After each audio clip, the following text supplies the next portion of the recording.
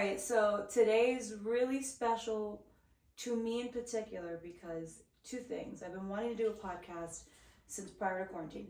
And second, because I was one of your first guests. You're my first guest. Yeah, but me and Adam together. Yeah, that's so right, yeah. now you are my first guest. And we've been friends for over a decade. We would have met in, I want to say, the fall of 2012. Way before that. No. Way before that, because I moved to Vegas in 2009. But I didn't move there until 2011, and I didn't meet the person who introduced us. We won't say who it was. I didn't meet him until 2012. Okay, that does make sense. Yeah, so that does make sense. Okay. And I remember because you were at Excess and I couldn't get on stage. I talk about this all the time. That is a lie. You were on stage every weekend. Right, because I was with other people who got me on stage. Oh, you eventually worked your way up that way. You got me on stage more than half a dozen times. One of the things that happened was, like, when I look at like my time here in Vegas, for me, my high school experience was so terrible that Vegas is like kind of me reliving that. Does that make sense? Yeah. Like, I was so unpopular. You got to be popular now. You got to be on stage, the cool kid. But it wasn't even just that. What was that thing we did at the bank every year? We had the prom. Yeah. You remember the prom? I never went, but yeah. Yeah, I mean, we all got our names on jackets and shit like that. And it was so much better because like we could stay out late and the girls were hotter, but it was high school again. It really was high school. Fuck, you could do it, you could drink, yeah, exactly. You were allowed to do all those things. You could do anything you want. Like I don't even think the music was better. I don't even think people understand like I don't know what we would call that period, but the period of like where EDM is starting to take over in Las Vegas. It was Vegas's sweet spot, 100% when EDM transitioned in. But if you talk to someone who's a fan of the Rat Pack, that was Vegas's sweet spot. It just depends on like what you believe, right? Like what Vegas sweet spot for you and I, for sure. The EDM takeover, like fucking, Dead Mouse 2013 at Hakkasan, the first time he plays there, and the last time because. I don't know if the story's true, and I wish you'd ask Joel if this ever happened. But the first time he ever played there, I went there, and the very last song he played, ask him if he remembers this. He played Tetris by Dr. P, which is a dubstep track. I love that song. Yeah. Yes, we all love that song, but it wasn't like it is now. Like it was offensive. The idea of someone actually like polluting the beautiful Hakkasan nightclub with disgusting dubstep. What? That was the last song he ever played, and he never fucking played there again. And I think. They didn't like the fact that he played it. Anyway, I know that he played it because I started a mosh pit. You would? At Hakkasan. Tell me why I randomly stumble across Michael at EDC 2 EDCs ago. And this man is like, hi. Okay, back up. And then just creates out of just nothing a whole ass mosh pit. That's right, yeah. I forget whose stage we were at, but you created. Oh yeah, we went to. Oh, that's right. You were at the bass pod. It's always the bass pod. It was bass pod. Yeah. So yes. every year, the Sunday at bass pod, usually Zomboy plays on that Sunday, and Zomboy has the biggest mosh pits of anyone in the world. He has the entire crowd split down the middle, and they have like a 10-yard running start at each other, and it's just fucking madness. Have you seen the video that went viral of DJ Snake? No. That he had like this huge performance. I don't think it was a festival. I think it was like a concert for him. And the entire stage divided. It looked like Moses parting the sea. Yeah. And then they just boom on the beat of the song. Oh my God, that gave me chills. But anyway, so yes, Michael is my first guest because I was one of his first. So I'm going to jump into it. You're not in any way obligated to answer something you don't want to answer, but you're going to answer it at some point. For sure, yeah. Somehow, okay? So I have been dying to ask you this every time I come on Access Vegas. Okay. You say you're not red pill, you're red pill adjacent. Yes. So what is that title for you? What do you call yourself? So if we were going to talk about specifics, so Rolo and I actually were talking about this last night. So he has certain beliefs. It's not anything worth us debating, but we don't quite agree on a couple of things, like mate choice copying versus dual mating strategy and evolutionary psychology. We have a difference of opinion there, but it's very slight. Rolo would never vote for a female politician. I would. Does Rolo believe that you can have female friends and not want to have sex with them? He didn't before, but if you watch our last interview, he says, I talk about the things that I've come around on, like long distance relationships and soulmate, stuff like that. Like I'm friends with Rolo, and he would never want to have sex with me. For sure. There were things he changed, like he changed my mind on a couple things, and I changed his mind specifically when it came to the importance of status and whether or not men and women can be friends. Because the reality is, it's really ironic, right? What do I tell guys to do? Be friends with women, right? I mean, here's the other part, and I don't talk about this very much. There's a bunch of guys in this space who are like, hey man, don't let your girlfriend have a lot of guy friends. And I agree. And the reason why I agree, Jesse, is because I've had a ton of female friends and they start catching feelings for me because I don't ever hit on them.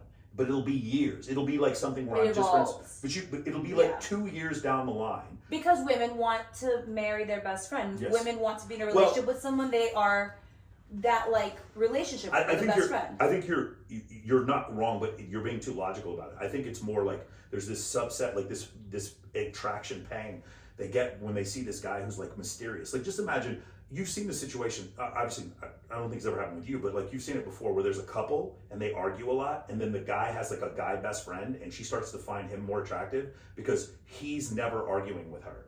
And like, or if you've ever seen a guy who's like a player and like, but he never hits on you, some women find that attractive. Oh, right? We love that. Yeah, for sure. But he never hits on you. We love that kind of guy. Yes. If a guy does not act like he's like around a woman, it's like, ooh, he's got himself together. Yes. He's disciplined. Yeah. So just imagine a guy, like I teach my clients, I'm like, you need to have a ton of female friends and don't hit on any of them.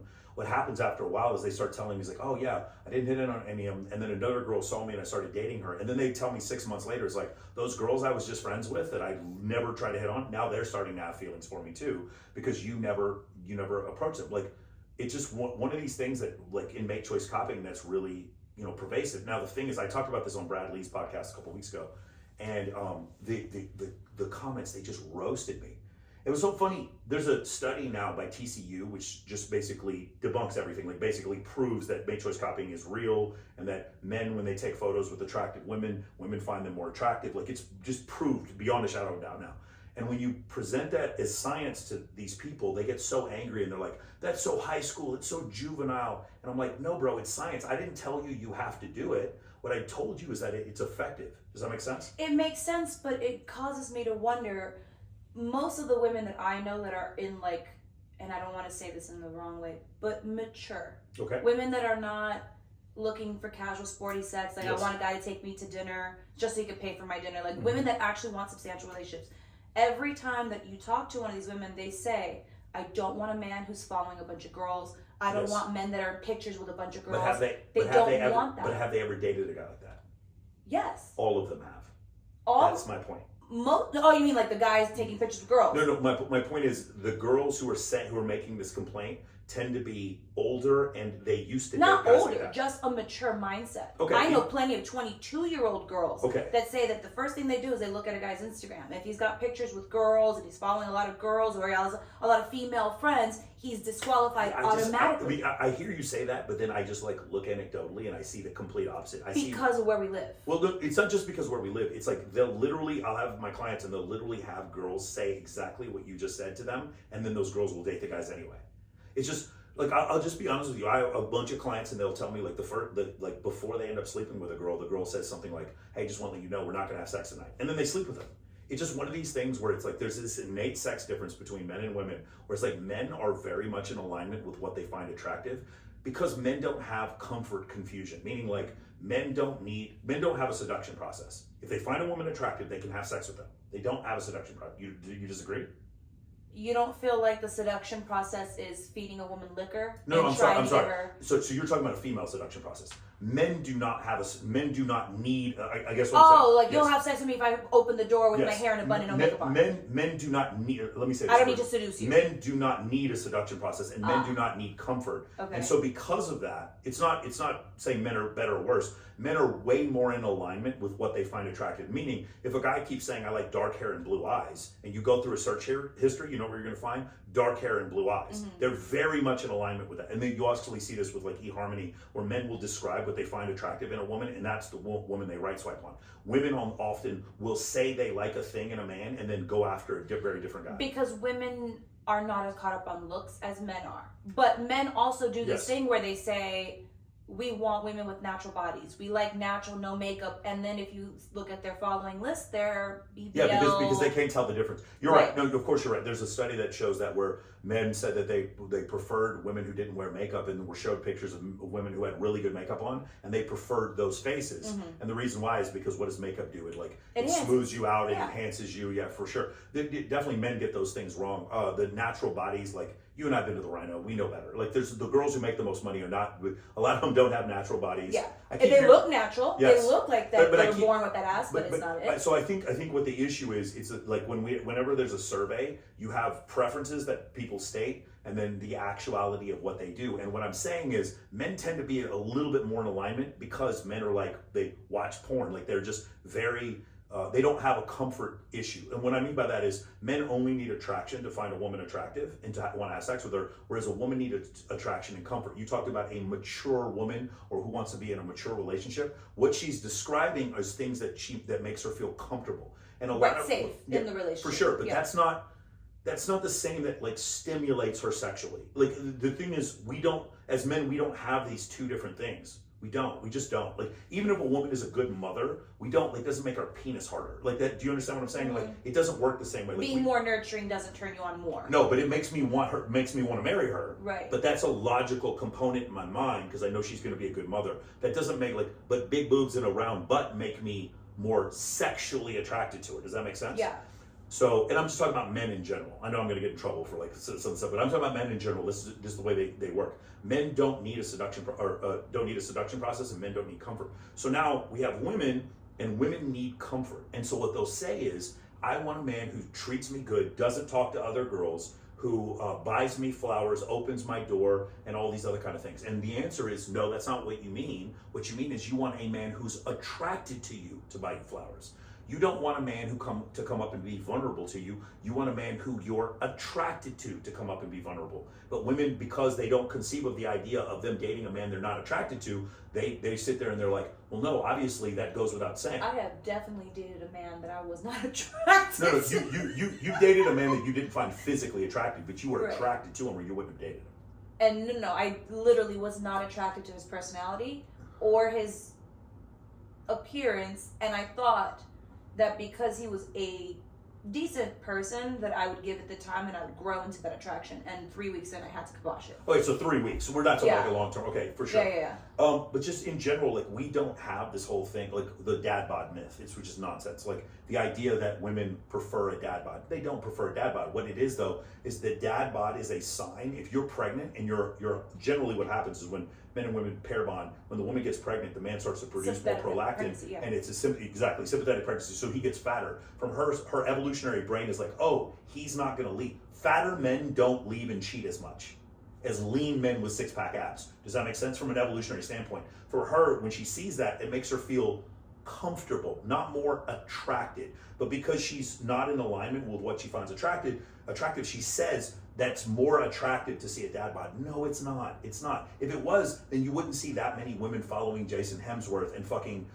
Jason Momoa, Chris Hemsworth and Jason Momoa. The reason why you see that is because these men have broad shoulders and muscles that women find attractive. I'm not the person to have this conversation with, because I've never in my life understood the dad bod thing. Yeah, I know. It does. Yeah, for sure. I said to this one the other day, I feel like girls predominantly say that just because it's less threat. Like their man is less available. You're making my point. I know. His being less available is that more attractive or is that more comfortable? It's more attractive to certain women. I don't think it is. I think we're just using the wrong word. That he doesn't get hit on as much. I just don't think that's more attractive to women. I think it's more comfortable to women. I think we're just using different words. It's the idea that a man is not getting hit on by women that makes him more attractive. No, it makes him safer. That makes him safer. Yes. Safe is not attractive. But it is an attractive quality. If you know that your man is not always getting hit on. So you can be super attractive and go somewhere and carry yourself in a way that draws people in. Yes. You open up a part of you that's like, hey, I want attention, bring it to me. Okay. You could walk out of your house and be an attractive male. Yes. And have a kind of stoic, stern clinical sense to you Yeah, but that doesn't invite. But women will still come up and find you attractive, even if you are stoic. And then you're selling, like, I'm just telling you, here's the thing, consider what I'm saying. That what you're doing is you're painting all attraction cues as one flavor. And I'm saying there's some of these things that are called comfort, and they're different from attraction. Like a man being like a dad bod or staying at home or buying you flowers, those are comfort things. Those are not attraction cues. You and I are on the same page with the dad bod thing. I've never understood that except for understanding that some women, and I don't want to call them insecure because that's not what it is. Well, let's do this. Let's do this experiment. If a woman was dating a man, so she found him sexually attractive enough to have sexual intercourse with him, and then all of a sudden he stays at home, buys her flowers, and is more vulnerable with him, then she finds that more attractive. Yes, that makes sense. But what it is those are comfort cues where she's gaining more power in the relationship. If it was a homeless and you feel person, like women want that? No, yeah, I do feel like. What do you? Of course they do. I feel like more women want to go back into submissive roles and not have power in relationships. They want to be led. They want to be. There's different dynamics. A man can be stoic and powerful, and then the day his child is born, he cries. Absolutely. He should be crying when she walks down the aisle. He should be crying when his first child, second child, third child's born. So the dynamic of a relationship can change over time, or different. It's contextually day to day. But my point is, if we were to say, I want a man to be vulnerable, it's so sexy to me when a man's vulnerable to me. It's like, no, this is a man you're already sleeping with. If a man you didn't find attractive, if a homeless person came up to you and was like, Jesse, I just want to let you know, like, here's some flowers, and like, I just want to let you know that I've been going through some things, and I'm really like trying to get in touch with my inner person, you'd be like, you wouldn't find that attractive. And I disagree. You would not find a homeless person bringing you flowers attractive. Not a homeless person per se. I'm talking about, I have seen plenty of like reality shows or like clips on the internet. Somebody, I have no idea who this person is. And they will tell a story, and it'll be a sad story or a vulnerable situation. Yes. And I'm like, I fucking love him. Yeah, but do you love him enough to have sex with him? If I was single, okay, depending on who that person was. And does he have other attractive qualities to him? I'm sure. Okay, so those attractive qualities then allow for you to experience the comfort that then makes. But it wouldn't be a turn off. You're saying like if some random person came up to me immediately right out the gate being vulnerable, I would be turned off. It wouldn't be a turn off. So we're agreeing. You're just not using the same words that I'm using. Oh. Like, I'm saying so. I'm saying attraction and comfort, and you're putting attraction and comfort as both of being attraction. And what I'm telling you is that when you can separate the two, the language you use with men will make more sense to men. Because we don't have these two facets of attraction triggers. We just have attraction. Women have attraction and comfort. Does that make sense? Yes. We don't say, man, that girl is fine as shit. I wish she'd be more vulnerable and bring me flowers. Our penis doesn't get harder because she brought us flowers. Do you understand what I'm saying? We don't have comfort triggers like women do. And so because of that, like we're just describing an innate sex difference, and people find that offensive. And I don't think it makes men or women worse or better. No, it just makes us different. I don't think that it's the fact that people find it offensive because of what you're saying. I think it's when you lump all men or all women into Sure. this So I category. say in general, like I learned this from Dr. Buss. In general, like for instance, I'll give you an example. The grip strength for the median man would put him in the 98th percentile for women. Does that make sense? Grip strength, meaning like how strong. So men have. Why did I think you were talking about a different grip? I was like, wait, what? This is a thing? So the biggest dimorphic difference between men and women is grip strength. Men, their ability to grab things is actually, men are 50% stronger than women in their lower body and 90% stronger than women in their upper body. But in grip strength, it's like 400% stronger. Does that make sense? Yeah. So the largest dimorphic difference, meaning the difference between the two genders, the different one, it's not the size of our head or how tall we are. Men are about 15% bigger than women. The biggest difference is grip strength. The median grip strength for a man puts him in the top 98%, the top 2% of women. Does that make sense? Yeah. Now, is that sexist what I just said? Or is that just a statistical fact? Okay, but that's the difference though. A lot of the content that you talk about is not a statistical fact. All of it is statistical. Almost all of it is But you can't say that because like we just discussed, to some women they'll find a certain kind of man super attractive. Yes. And then other women will be super turned off by that. But I talk about that. So in general, women have more attraction cues than men. And that is scientific. There's a book about it called Why Women Have Sex. There's 237 reasons they go over why women have sex. So the variance of why women find men attractive is much greater than the variance of why men find women attractive. But men are the same way. You talked about in one of your video clips a woman that has been given a lot of trips is unattractive. But if a man hasn't committed to her, then it's kind of like, what's wrong with her? And there's so many men that I know that they're like, wait a minute, it's unattractive if girls have guys coming up to them. But then other times guys are like, the more men you have, the more he feels like he needs to compete for you. It's like all of these so first off, it was Bismarck who said that. It wasn't me, but I agree with him. And so in the situation that you're talking about, there's different levels to it. So I'll give you an example. So like Myron and I would disagree on this one point. This is when you were asking me before about being red pill adjacent. I don't agree with them completely to the same level that they agree. So one, for instance, I would be, and Kylie would be furious when I say this, but like I would be fine dating a girl who was on OnlyFans but wasn't nude. Right. Does that make sense? Yeah. You understand that. Yeah. Right?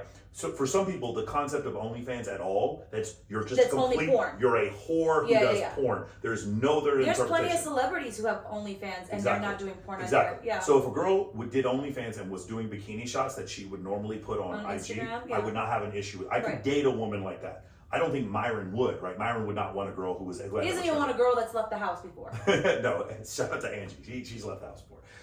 But that's the difference. So like what it is there's a different line. Like some men who are comfortable with their girlfriends having sex with other men. They have an open relationship. These are lines, but these lines are determined by the individual man. But they're individual relationships. Right, but it's a line. It's not a variant. But it's not a variant. Like for instance, men are not. There's when we talk about male attraction towards women, and I'm literally talking about like gonads. I'm talking about like blood to the penis, actually attracted to a woman. I'm not talking about things that like, for instance, a woman giving me peace is incredibly like viable, but it's but it's not sexually attractive. It's attractive. It's incredibly. That's the woman who gets the wedding ring, the one who brings me peace. Right. But that's not making my wiener harder. If that makes any sense. Does that make sense? Is it a Madonna complex? You think? I don't know. You're talking about the Madonna whore complex. I don't know if that's necessarily the reason why. That's not exactly what I'm talking about here. But like, it's more one of these things where it's like, what are the things that actually make men sexually attracted to women? And it has to do with hip to waist ratio. It has to do with facial symmetry, signs of youth. It has to do with things like that, like clear skin, long, healthy hair. And there's mostly physical things initially.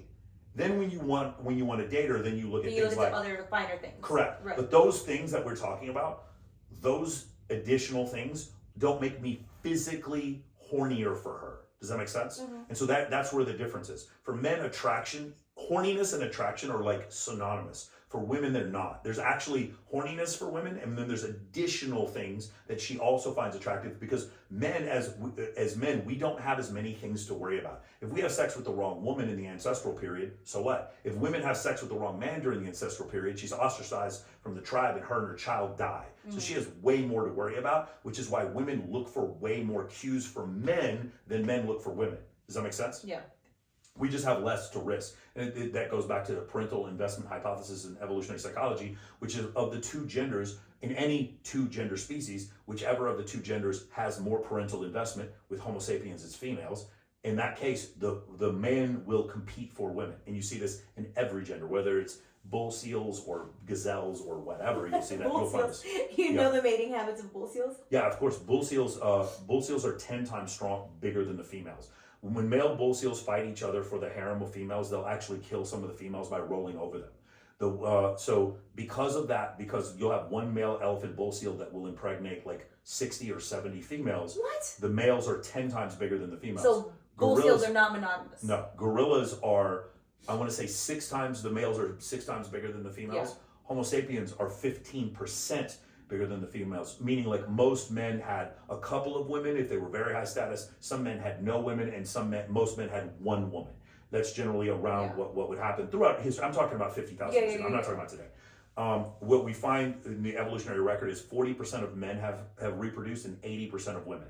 So women are like, there's a man for women. Like even when women are, you have friends who are morbidly obese, not very attractive, and dudes are still trying to throw dick at them. You know that this is like the level for women to get sex, just sex, is like they can get sex. Women can 10 times easier, yeah. More than 10 times. Yeah. Yes.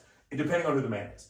So throughout history, women in general have picked a small group of men that they find to be the most attractive, and those men have had more sexual access than all the other men combined. Does that make sense? Yeah, but if those women want the monogamy, why would they choose the man that they feel is accessible to more women. So great that you asked this question. It's because we as human beings, we can have a logical thought, but that's not indicative of our actions. Like, for instance, we all know we shouldn't be eating McDonald's French fries, and yet 1 billion French fries will be consumed this month.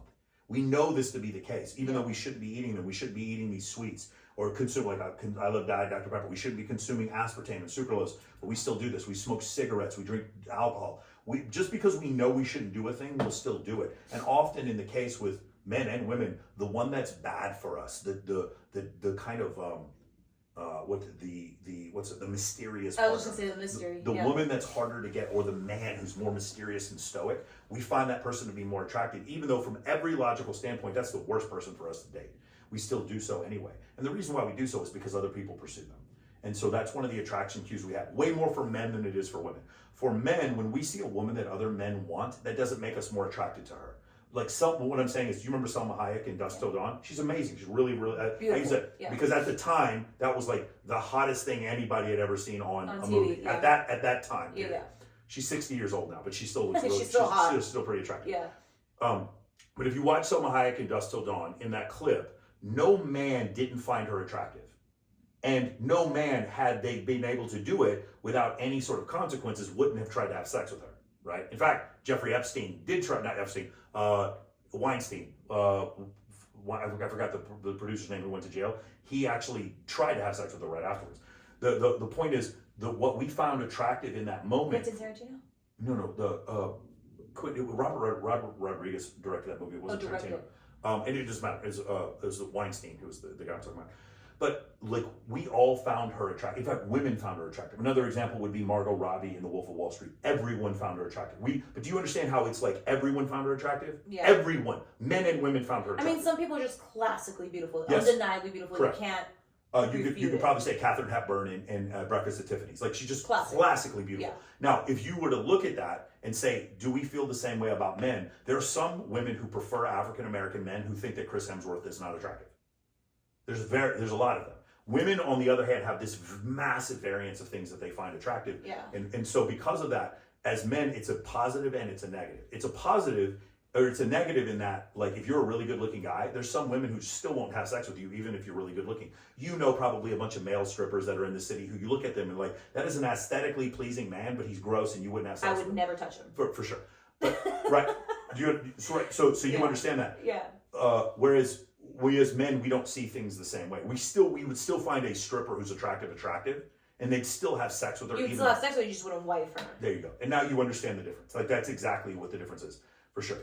But does that mean that the men have less standards and don't care when it comes to short-term sexual bodies? When it comes to short-term sexual access, absolutely 100% yes. If you're saying that, the question you're asking, here's your clip. If your question you're asking is, are men sluttier than women when it comes to short-term sexual access, the answer is obviously yes. Because here's the thing. So I've seen different studies when it comes to cheating, and hopefully I'm going to have Mac and Murphy on this summer to come on. He studies human psychology. He studies mate choices or whatever.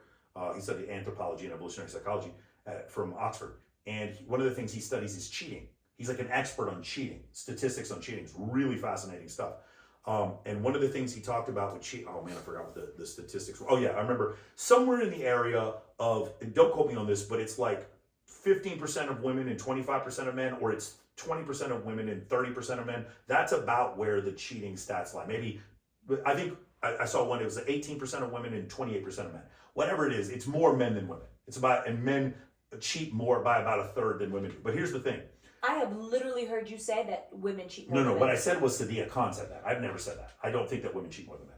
There's been Access Vegases that I have come on where you say that women cheat more than men because they have more access to sex than men do. No, what I said, Sadia Khan said women cheat more than men. We were reacting to a Sadia Khan quote. Sadia Khan said that. I don't agree with that. I would have to revisit that clip. Please. Yeah, I've never said that. In fact, there's another place. A lot of red pill dogma states that women cheat more than men because what they consider cheating is women like allowing men to message them in their DMs. Right. A woman sneezes, he says, "Bless you." Yeah. Oh, she's a whore. Yeah. For me, cheating is he kisses you, he touches your breasts, he touches your vagina or your butt. That to me, that's so cheating. You don't believe in emotional cheating? I do, but it's not nearly as deleterious to me as a man putting his penis in you. That's 100x worse. And so that's why another place where men and women are dimorphically different. When they survey men and women, they would survey them and they'd ask the men, what's worse? If a woman has no sex with a guy but falls in love with him, has like an emotional connection to a guy but doesn't have sex with him, or if she has sex with a guy, short term, maybe a hookup at a party, Like a random one-time a random one-time thing, but has no emotional connection, doesn't even have his phone number, which is worse. And then they ask the same thing, concept. and they ask the same thing to women. Women, by far, and I think it was like 60-70%. We talked about this. Yeah, 60-70% of women said that it was worse if the man had an Emotional emotional connection. connection. And something like 97% of men said it was worse, the sex was worse. Because for us, it's like one of these situations where you're like, well, it didn't matter, I was drunk, and it didn't matter. And it's like, well, it's like, I've heard women say this before. This is specifically women who film porn with other men than their boyfriends. They're like, honey, I had sex with him, but I didn't enjoy it. And my response to that is, he enjoyed it. And like the other thing is, I'm working hard to keep you as a partner. I have to invest in you. The guy you fucked in the bathroom at that party, he didn't have to invest in you. So that's the reason why for men, it was maybe not 90%, 7%, but it was like 91% of men said that the short-term sexual access was worse than the emotional one. Mm-hmm. And because for us, what is the ultimate negative place for a man to be from in an evolutionary standpoint? It's not that he has no sex. It's that he has sex with a woman, but is raising someone else's child and doesn't know he's raising someone else's child. That is like the cuckoldry. That is the ultimate like negative situation for a man. Does that make sense? Yeah. And in order for us to protect ourselves from that paternity uncertainty is for us to know that another penis hasn't gone inside of our It wife. should be mandatory in the hospital when you give birth. Both parents get tested in. Yeah, it's really funny. So obviously thank you, Myron, because that's the very, very strongly held red pill dogma, and I agree with you, obviously. It makes sense. There are certain municipalities that make it so that women do not have to have paternity tests. Yes. And I can understand the aspect of like if she felt like she was in danger. Yes. And that's would be killed. And that's their Yeah. That's the reasoning for it. But I think when we get to the point of child support, then at that point, 100%. When it comes to we need to have paternity certainty. Yes. There are certain municipalities where the man cannot demand that the child be DNA tested, which is outrageous to me. Now, there's another thing where you can do DNA testing in utero, but it's very dangerous for the child. Not recommended, right? You'd like to know. Yeah. The situation happened with Fresh recently, where the girl claimed that she got him pregnant, or he got her pregnant.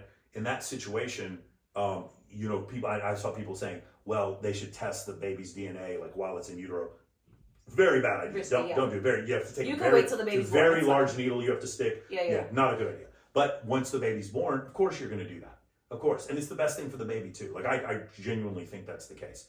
But yeah, this one concept where like women believe like they can have sex with multiple partners and then have a random guy raise the child. I think that was something that was way more prevalent in history, but once like around the 1980s, once we had DNA testing, I don't think that women can do that anymore. So right now, from what I understand from these DNA testing 23andMe sites, it's about 4% of children are being raised by a father they think is their biological father, but it's not. So it's 4%. Now, here's the crazy thing. There are other studies, these are not substantiated, but they say if you are like in the bottom 20% poorest men, it's like 10%. Likelihood that you're being cuckolded, yes. But if you're in the top 20% wealthiest men, it's like 1%. Does that make sense? But why? Because women don't want to cuckold rich men, but they would cuckold a poor man. That's just I'm speaking in generalities. Right. I'm speaking in generalities here. And these numbers, by the way, don't hold me to these numbers because there's a lot of people that say. So the thing is, and statistics change a percentage or two all the time. But it's not just that, but like. The survey size is biased because they were surveying men who were going to DNA testing centers. If you're going to a DNA testing center in the first place, there's already a likelihood that you think your girl was cheating. Right. And if we're just selecting for men who think their girl is cheating, the likelihood that she's cheating is astronomically higher, right? So like that's why there's a little bit of a bias there. I've seen as high as 20%. That's obviously nonsense. I've seen one woman came on, she did a survey and she said she worked at a DNA testing place and she said it was 11% of men were actually being cuckolded or some number like that. But I mean, that's one of the things. But as you go up the socioeconomic ladder, women are less likely to cheat. It's really funny, isn't it? Like, as men get richer, women are less I likely to have cheat. said that a million times, and I have been fought tooth and nail on that because of the statement of women have access to sex way more. Yes. Than So men do. this was 3 points ago, but I never got to this point. There's this group where I'm talking about. Let's just say we'll just use these numbers: 18% of women and 28% of men. Don't hold me to that, but let's just say 28% of men cheat. There's this other group of men who wish they could cheat but can't because they're not attractive to the opposite Or sex. have money or Have money. status. But Yeah. for whatever reason, cheating is generally short-term sexual access. It's not generally long-term access. Generally, unless you have two completely separate families, that's like crazy shit right there. But like for the most part, cheating is short-term sexual access. When we're talking about like most of the time, not always. About a third of men can't compete in short-term sexual access ever. They get zero short-term sexual access. They're just not attractive What is enough. short-term sexual access? Like casual sex? Casual sex. Okay. And so from that standpoint, you would agree there's a group of men who want to cheat but can't. But can't. Absolutely. Okay. Is there a group of women who want to cheat but can't?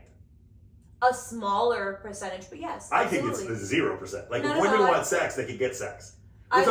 You're talking about a woman who lives on a farm in Des Moines. Yeah, maybe she can't cheat. But for the most part, if you live in Manhattan and you're a woman and you want to cheat, there's numerous options. But that loops right back around to what I said earlier. We see the caliber of women that you're like, a woman knows that guy is going to be a player, and she'll say, I want the opposite, and then she'll end up playing him, or she'll end up dating him, the player.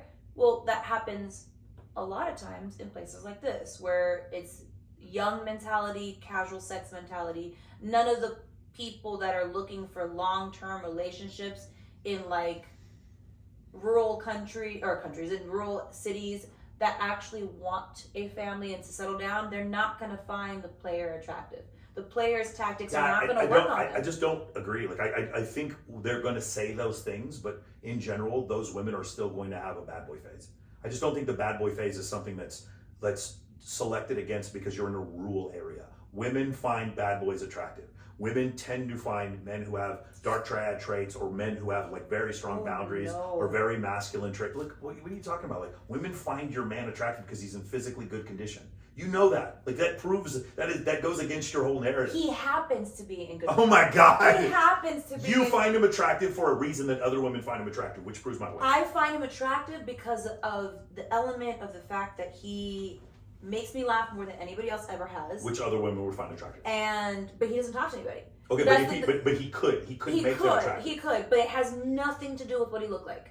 Because the first guy that I was ever married to had a dad bod. For sure. And no women ever hit on him, and I wasn't like, oh, that's sexy to me that like he has like this dad. No, like. Well, it was sexy to you that no women ever hit on him? Yes. That made your vagina wet. No women ever hit on him. That no women ever hit good. on And him. you are in the 1% of women who feel. You don't feel like women feel safer that way? I feel. We just said Comfort safer. Comfort is not attraction. I will not have sex with someone just because my vagina gets wet if I feel like they're an unsafe person. Right, but your vagina will get wet for men that you don't find comfortable. That's my point. No. Okay, all right, it's fine. If I saw the hottest looking guy I've ever seen walking down the strip, but he has like rapey vibes, I'm not gonna get not wet. rapey vibes, but he also, like, women find him attractive. Women are staring at him. But that's not Okay, what's cool. gonna get me going. I'll let you know this, that other women would find him attractive and would be sexually stimulated by him. And you know I'm right. Even if he's unsafe. Even if he looks like the kind of guy that will kill you. Women are very often, it's called hybristophilia, and it's only women who do this, where women like were throwing their panties at Richard Ramirez, the fucking the night stalker. Yeah, and they were massively attracted to Charles Manson and Ted Bundy. Women, because why? In an ancestral period, the crazy wild man who's willing to do massive amounts of violence is actually a good bet. I think that's girls with mental illness. That's not I don't like think the it's world. girls. There's so many. It wasn't the world that was attracted to him. Hybristophilia is a bit mental illness. I agree with you. But I've noticed as I get bigger muscles, more women find me attractive. Why is that? If it's just, they should find me more attractive because fewer women want to fucking date me. As I make more money, Jesse, more women find me attractive. Why is that? You don't feel like more women find you attractive as you climbed up more and more with your success, and not your muscles? You just gave me a third. You gave me a third reason. Yes. No, I'm saying For like sure. it's more attractive when a man has a career and ambition for sure. and doing well. But if you had no muscles, now I have a career, ambition, muscles, and money. Now more women find me attractive. Now here's the problem. Here's the problem. If what you're saying is true, it's like, well, no, because other women are going to find him attractive.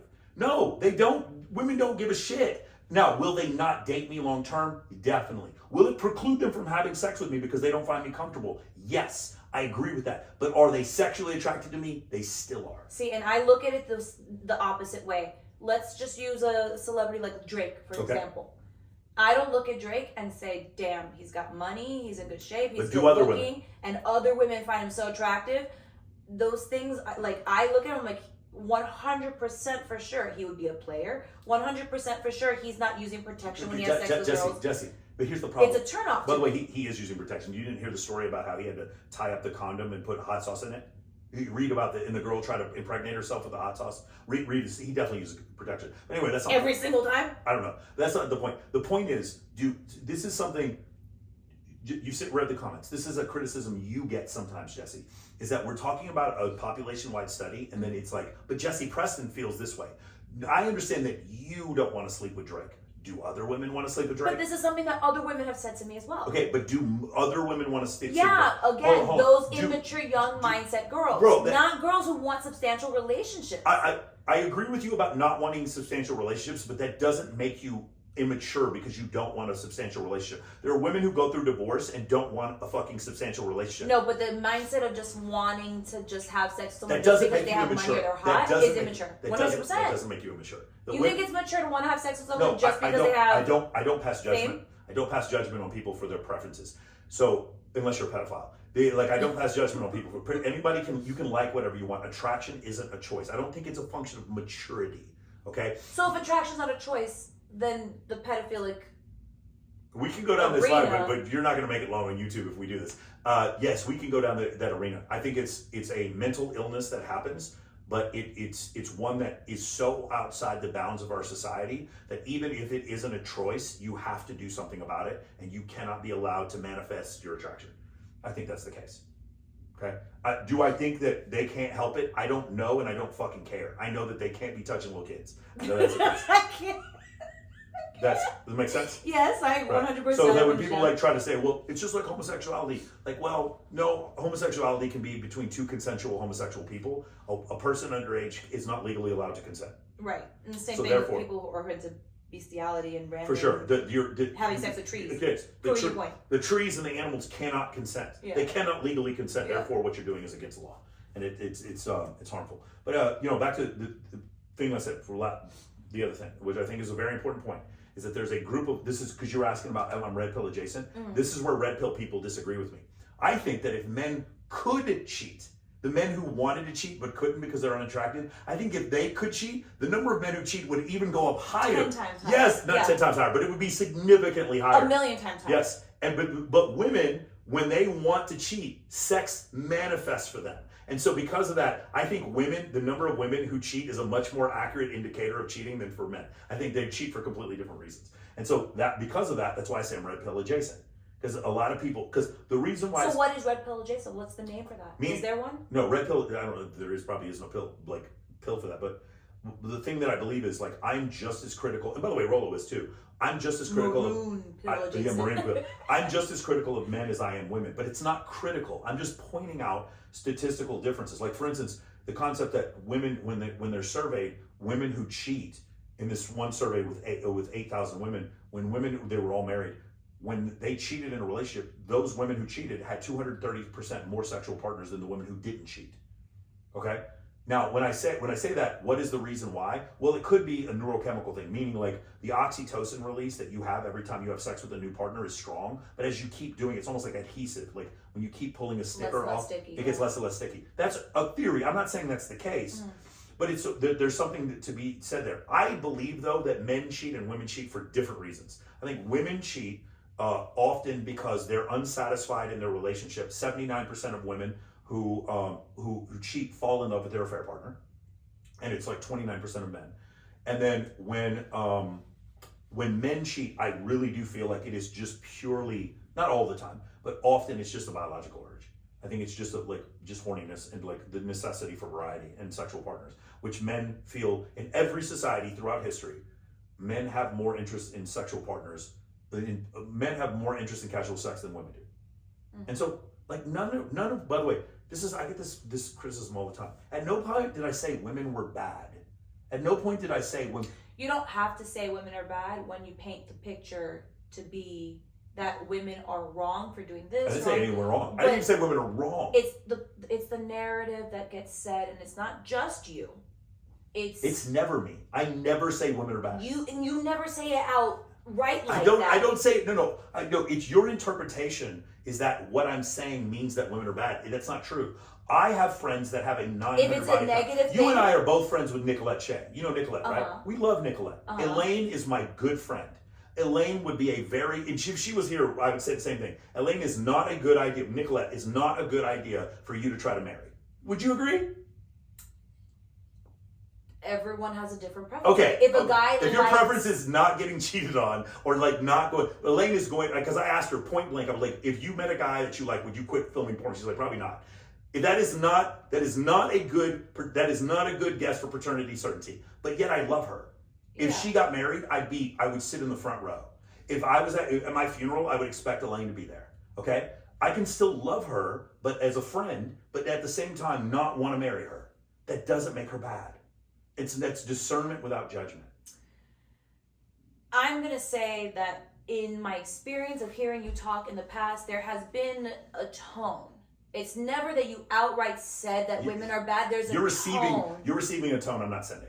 But even if it's not in something in regards to me, like I have heard you say things that I would, if I was that kind of girl, I would be offended. Of course. But the problem is you feel attacked. But it's not me because I'm not the one in that situation. But here's the thing. If you're a woman and you have decided, through whatever reasons, you had a job in nightlife where you slept with a couple of dudes, and then you started doing OnlyFans where you slept with a couple more dudes, and then you have a body count that would put you in like the top 5% of women. Let's just say it's like start on body counts. But let's just say you did that. Yeah. If you did that and you heard my commentary, you'd be like, Michael Sartain is saying that men shouldn't marry you. And I was like, no, I didn't say we should marry you. What I said was that statistically you are more likely to cheat, and that's true. It's a negative. But it's a negative. Completely and totally proven. And it's a judgment. You just say you don't pass judgment. judgment. No, it's discernment.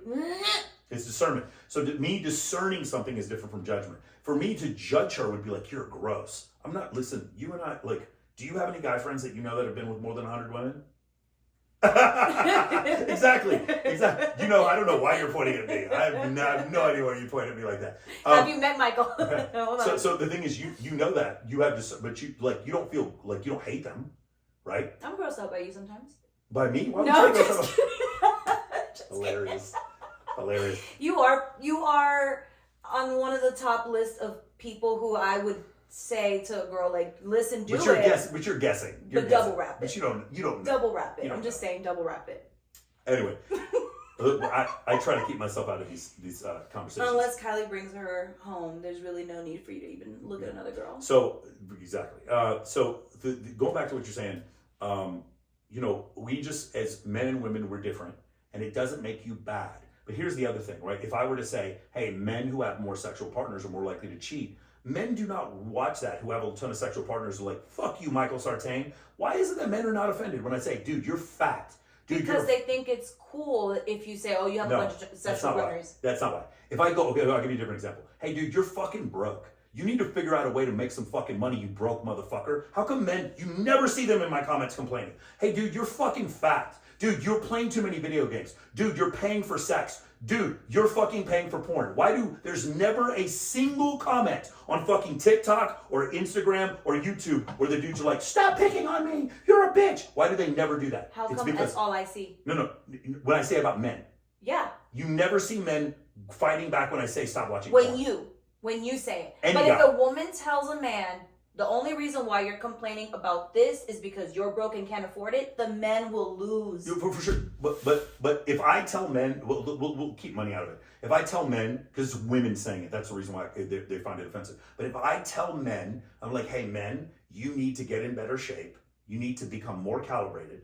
And you need to stop watching pornography. Yeah. You need to stop watching pornography, and you need to not be traveling to Colombia to pay those prostitutes to have sex with you. If I tell men to do that, do you think I get a bunch of hate? Never. Because men are used to being criticized. We're used to being told we're fucking fat and that we can't do the job. We're used to being fired. We're far more likely to commit suicide. We're far more likely to be homeless. We're far more likely to suffer from mental illness. We're 80% of violent crime is done against men. All right. By men. But well, yes, by men. Yeah. But that's the thing. Why? Because men are far more likely to suffer from mental illness. As men, we're used to being the bottom of the heel. We're used to being criticized. We're used to being told we don't have enough money. We're used to being told, I'm sorry, sir, you can't get in this club tonight. We're used to being told you don't have enough money to afford this car. And we're used to other men taking our girl. We're used to that because we're men. We know how much we can bench press. We know that we're not strong enough. We're very used to being criticized. And so because of that, when I tell dudes they're fat, they never get offended. Tell a woman she's fat, a man or a woman. And not only is she offended, but everyone around who watches is offended.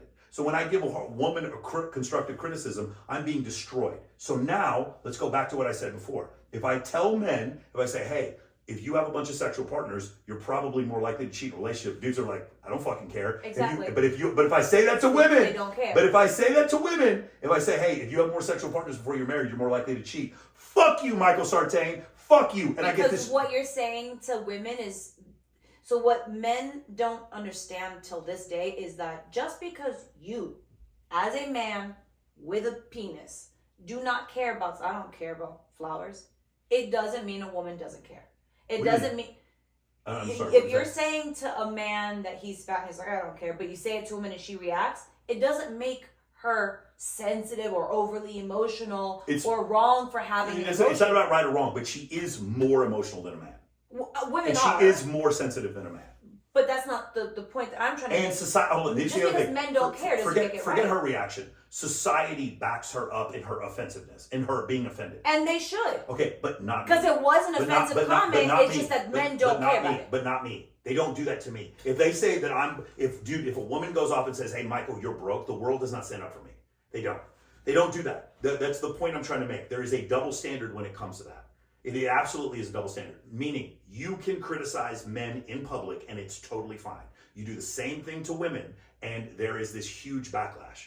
There's this huge backlash that comes. And I know you're going to give some examples where a woman said, you're too short, blah, blah, blah, whatever. Go on those videos on TikTok where women are complaining about men being too short. It's like, what do you call a guy who's 5'11"? Oh, I call him my friend. And look in the comments and it's like 500 fucking women like, yes, queen, and like one dude complaining. And he's barely saying anything negative about her. Like it's not the same thing. It isn't. As a man, I know how much I can bench press. I know how much money I have. I know what my skills are on a basketball court. I am realistically understanding of things that I can and cannot do. And when I'm criticized because I didn't make a sale or because I didn't fucking perform athletically, I have to take that criticism in stride in order for me to be successful. And I don't have to do that if I'm a woman. I don't. If I'm a woman and I take the same criticism, I bitch and complain and start making videos, bitching about Access Vegas, reaction videos about Michael Sartain, and like all I'm doing is stating that we're different. That's all I'm doing. At no point, dude, you know how many people are sitting there making reaction videos about me and I've never said a fucking word about them. And it's crazy. But it's always because the stuff that comes out of your mouth sometimes. It's never like everything I say is way. There's so few things that are my opinion. Like for instance, I can't prove this, but like I don't think long distance relationships work. Like that's my opinion though. I don't have the data behind it, although I'm sure I could find it. Like that, there's certain things that are my opinion for sure. Like the other thing. Here's another thing that's my opinion, and you've probably seen this. Every pretty girl has a guy out there who thinks that's still his. Everyone.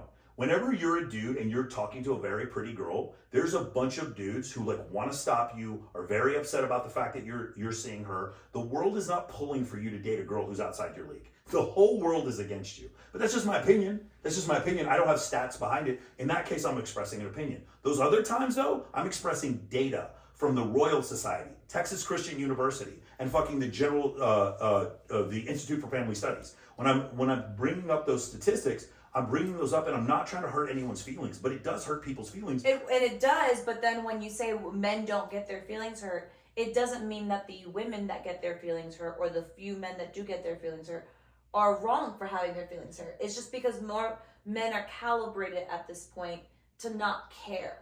If you don't... Sounds like a great way to be. Sounds like incredibly stoic. And if someone were to come up to you and say, I feel like you have very poor hygiene. Yeah. You don't brush your teeth, your mouth, your breath I would always... run and brush my teeth. But a lot of men I would feel mortified and I would go run and brush my teeth. But a lot of men wouldn't care. But I wouldn't be like, you stupid fucking asshole for saying I smell bad. I wouldn't say that. A lot of men would be like, I don't care. And then continue to not brush their teeth. Okay, but I mean, that's a lack of calibration on their part. Men are more likely to be autistic than women. It's a lack of calibration on their part. That makes sense. Yeah, but what I'm saying is like they're more. Here, I'll give you a great example. You know the video? I'm sure you've seen it. A guy walks around and goes, "Hey," he's walking around like probably I think it's Santa Monica on the beach, and he goes, "Hey, does height matter?" And the woman The one goes, that we watched the other day, the weight goes, versus "There's height. weight." And then he puts a scale on the ground. He goes, "Okay, Yeah. let's step on the scale." He goes, "No, I'm not stepping on the scale." He's like, "But you said height matters." He's like, "Yeah, height matters." He goes, "Then weight matters." He goes, "No, but I'm not going to step on the scale." He's like, "Why won't you step on the scale?" She goes, "That's scary as shit." And I was like, "You know what else is scary as shit? Being a short man trying to date today. That's scary as shit." It's just like we discussed in the setting of Access Vegas.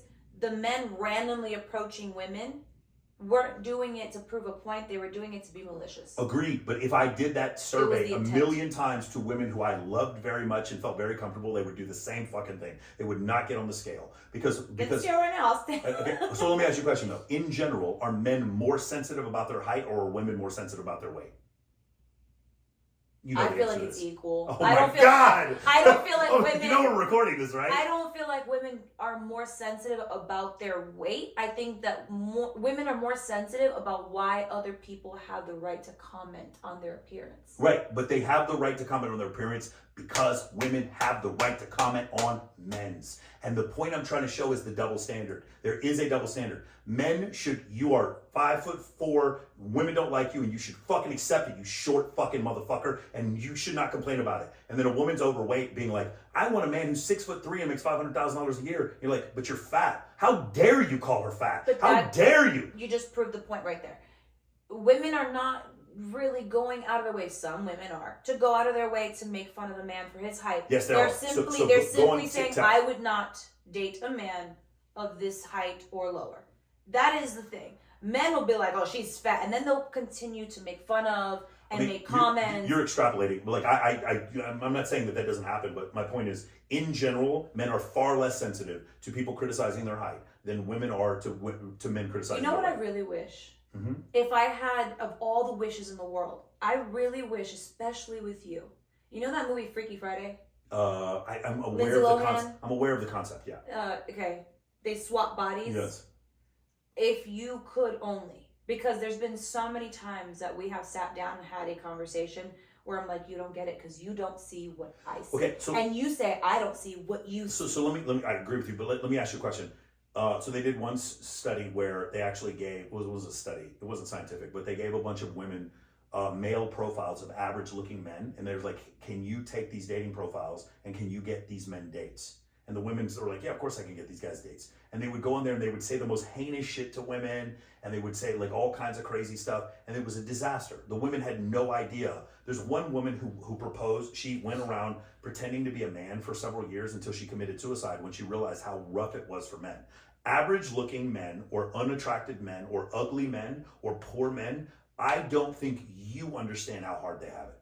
That's the whole... Oh, 100% they have it hard. They have disastrously hard. And it's getting harder because of social media. It's made it even harder for them. And so the thing is... So why aren't men getting plastic surgery and doing the things that women have done too? Because women don't care that much about looks. Like, and then, by the way, a lot of them are. There's this thing called looks maxing where dudes are getting like beard transplants and all this kind of stuff, liposuction, whatever. And by the way, I'm totally in favor of that. If I'm in favor of it with women, I'm in favor of it with men. If a girl went from a 2 to a 7 or an 8... why can't a man just do that for himself? Yeah, it's fine. I have a little issue with the dudes like fracturing their tibia and fibula and then resetting it so they're 2 inches taller. That's kind of crazy. Have you seen that? I've heard of the leg extension thing. The leg extension. But the thing is, like, for men to be willing to do that to themselves, and it costs so much money for 2 inches. I'm sorry. Yeah, but the 2 inches is still not going to make you taller than me. So then you might as well not do it. But why? Like, when you consider that, like, then think about like what kind of pressure? Bad it has to be. How bad does it have to be for men for them to even consider doing that side? Now, what we're talking about is so ugly. There's so many people who watch this, like from mainstream, like in the mainstream, who are just generally offended by the fact that we're even having this conversation. And it's like we need to have this conversation because you have a bottom third of men who are getting nothing. And like Jen Rufo and fucking CJ Sparks said, your dick is not my problem. Like these men who are getting nothing from women, they're just like, just shove them off to the side, just like we do in Vegas. What do we do? What do we do with all the homeless people in Vegas? What do we do with all the homeless people in Vegas? Just Jesse? push them out. Where do we put them? Put them over in North Vegas, right there next to fucking Chico's Bonitas. We take all the homeless people in the city and the county, and we shove them all the way up there in North Vegas. And so what's happening now is people are like, yeah, who gives a fuck about these men? We don't care about them. And my point is, I care about them. And that's why I make the proclamations I make. But in order for me to give them good advice, the women who are taking advantage of them are like, fuck Michael Sartain. I can't believe he told that dude to not marry me even though I have a 900 body count. No, it's probably a good idea. It's probably a good idea. And if you feel attacked, I'm sorry. But it's discernment without judgment. It's discernment without judgment. And I had Savannah Staggs on, and Savannah was like, she's sitting next to me, and she's like, oh my God, I'm so excited. I just did a scene with Johnny Sins, and I'm about to do my first scene with 2 guys at the same time. And I look at her, and I've been friends with her for 10 years, and I was like, I love you, but do you understand how you might be difficult to date? Do you understand that? I don't think that porn stars are not aware. No, often they are. Look at Mia Khalifa and Lana Rhoades. They're not aware. They think that they should not have to pay any price for what they did previously, that their past shouldn't matter in any way whatsoever. Look at Lana Rhoades and Mia Khalifa. They frequently say that. They are not, Lana they're not self-aware enough to know correct. That the porn career Thank you, Myron. is going to have an effect. Guys, Myron Gaines. Welcome to Myron Gaines. That's exactly right. I'm not saying that they're disgusting. I'm not saying that you shouldn't date them. I'm not saying that you can't marry them. I'm not saying you can't wife them or have kids with them. I'm saying they're not aware that it's going to close their pool of dating. They were initially not aware of it, and then later on when they became aware of it, they thought it wasn't fair. And the world isn't fair. Hasn't porn and sex tapes been a cautionary tale for forever because of this exact mentality? Cautionary tale to whom? Most people are like, oh, once they have a sex tape, it's like, oh, she's done for. I mean, if it was a sex tape consensually with her husband, I wouldn't have that big of a problem with it. But back in the day, it was like pre Paris Hilton, pre Kim Kardashian. I think that's how you became famous. When you think of now, pre that, when the reality I don't remember stars, it ruining anyone. I don't remember a sex tape ruining anyone. It always did.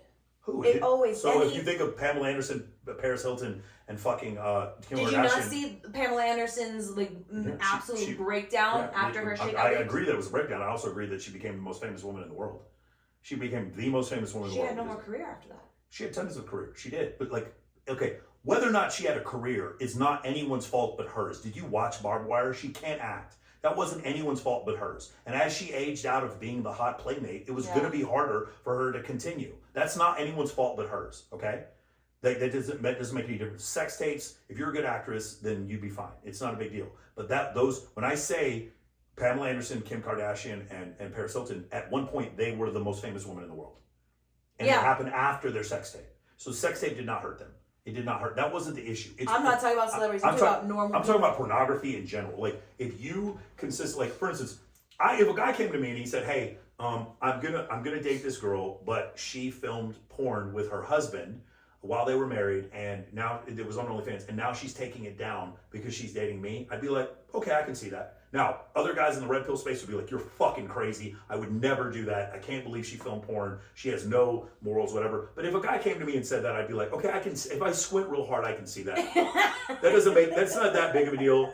But if it was a situation where it's like she's in a relationship and she has guest stars come to her house and put up the big fucking ring light and she fucks different guys in her place because she has a rotation of dudes, even if it's like 4 dudes, to me, and then the guy came to me and was like, yeah, she's taking that down, and then I'm going to get married to her, I'd be like, good for you, but I'm just going to tell you, statistically, this is going to be harder for you to make this work.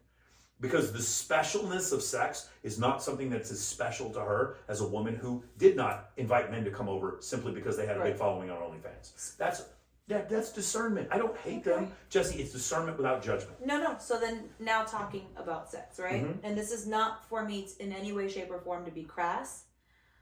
This is simply, I want to know how you think about this because it's something that weighs on me in my friend group. You and I both have, first of all, what would you say you title yourself as practicing for relationships? What do you mean? I say monogamish. Okay, so here's the thing.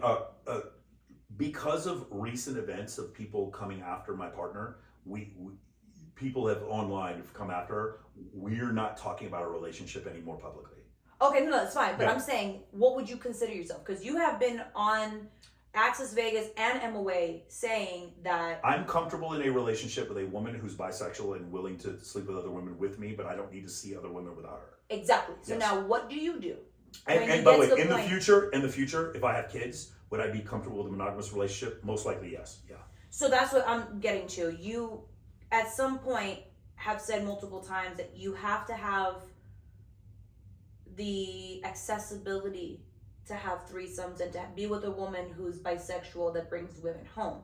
But how do you carry that out and transition into your older years? You're not going to be in the old folks home having 3-ways and 4-ways with 80-year-old meemaws and peepaws, right? No, like, they'll be 20. I'm just kidding. But this is the lifestyle that I'm like, yeah, it's fun now to have the threesomes and everything like that. Yeah, but if you're the kind of couple that requires I just know too many 60-year-old dudes who are just like banging chicks because of TRT now that I understand what you're saying. 60, but 60 is still not that old. Hey, what do you do when you're old? Yeah, but like the thing is, if I just physically don't have the desire to do it anymore, then the problem solves itself. So why can't you have that desire now? Why does that desire only come as you... Do you remember how you said Freaky Friday, how we could switch positions? Yeah. You will never know what it's like to feel like to be a man. You will never understand because you will never... I would never recommend you do this, but if at any point you tried to like do a fitness competition and you took anabolic steroids, you would for at least a week actually feel like what it's like to be a man. I'm pretty sure that I have a higher testosterone level than I'm supposed to. But you don't have but you do not have 1/20th the testosterone level of your husband. Not 1/20th. Do you know what he said to me last night? What? He said, "You're aggressive." I said, Sure. You feel like I'm aggressive? Yeah, of course. That's why I like you. That's why we're friends. Like I don't mind that you being aggressive. You feel like I'm aggressive? Of course, I think. And I feel like I'm such a like. I think the better word would chill. be you're extroverted. Like you're extremely extroverted. Extroverted. Yes. But that doesn't mean aggressive. I feel like aggressive comes with like this kind of mentality. And There's a little bit of that, but Jesse, if I was single, hypothetically, if a guy was single and he went to a party and he was like, man, I think that girl's hot. Will you go over there and talk to her with me? I think you'd be a very good wing woman. Oh, I'm the best wing woman. Yeah, because I think you would understand like being and also like because you know you've had threesomes before. You also understand we can't leave things to chance. We have to make things happen. You talked about you're scheduling it. Yeah. Because you grasp that, that's a masculine trait. It's not unattractive. It's a masculine trait for you to be able to like plan that out. It's not bad. Look, do you understand? In order for you to attract women, you don't need feminine traits to attract women. You need masculine traits. That's how it works. Does that not? Do you really disagree with that? I feel like I pick girls that I have that same dominant, like she's gonna fight back with me. So you pick women that you find attractive that would be down to come home and have sex with you, right? Right. There's nothing more masculine than what I just said. Nothing more masculine than the sentence I just said. Okay, so now have two of me. Huh? I would be attracted to a me. Yeah, for sure. If I am the aggressor, I would be attracted to another aggressor. Hence why I like I'm using the word wrong, but you understand aggressiveness in and of itself tends to be a more masculine trait. It wasn't a bunch of women who invaded Normandy. Okay. Okay.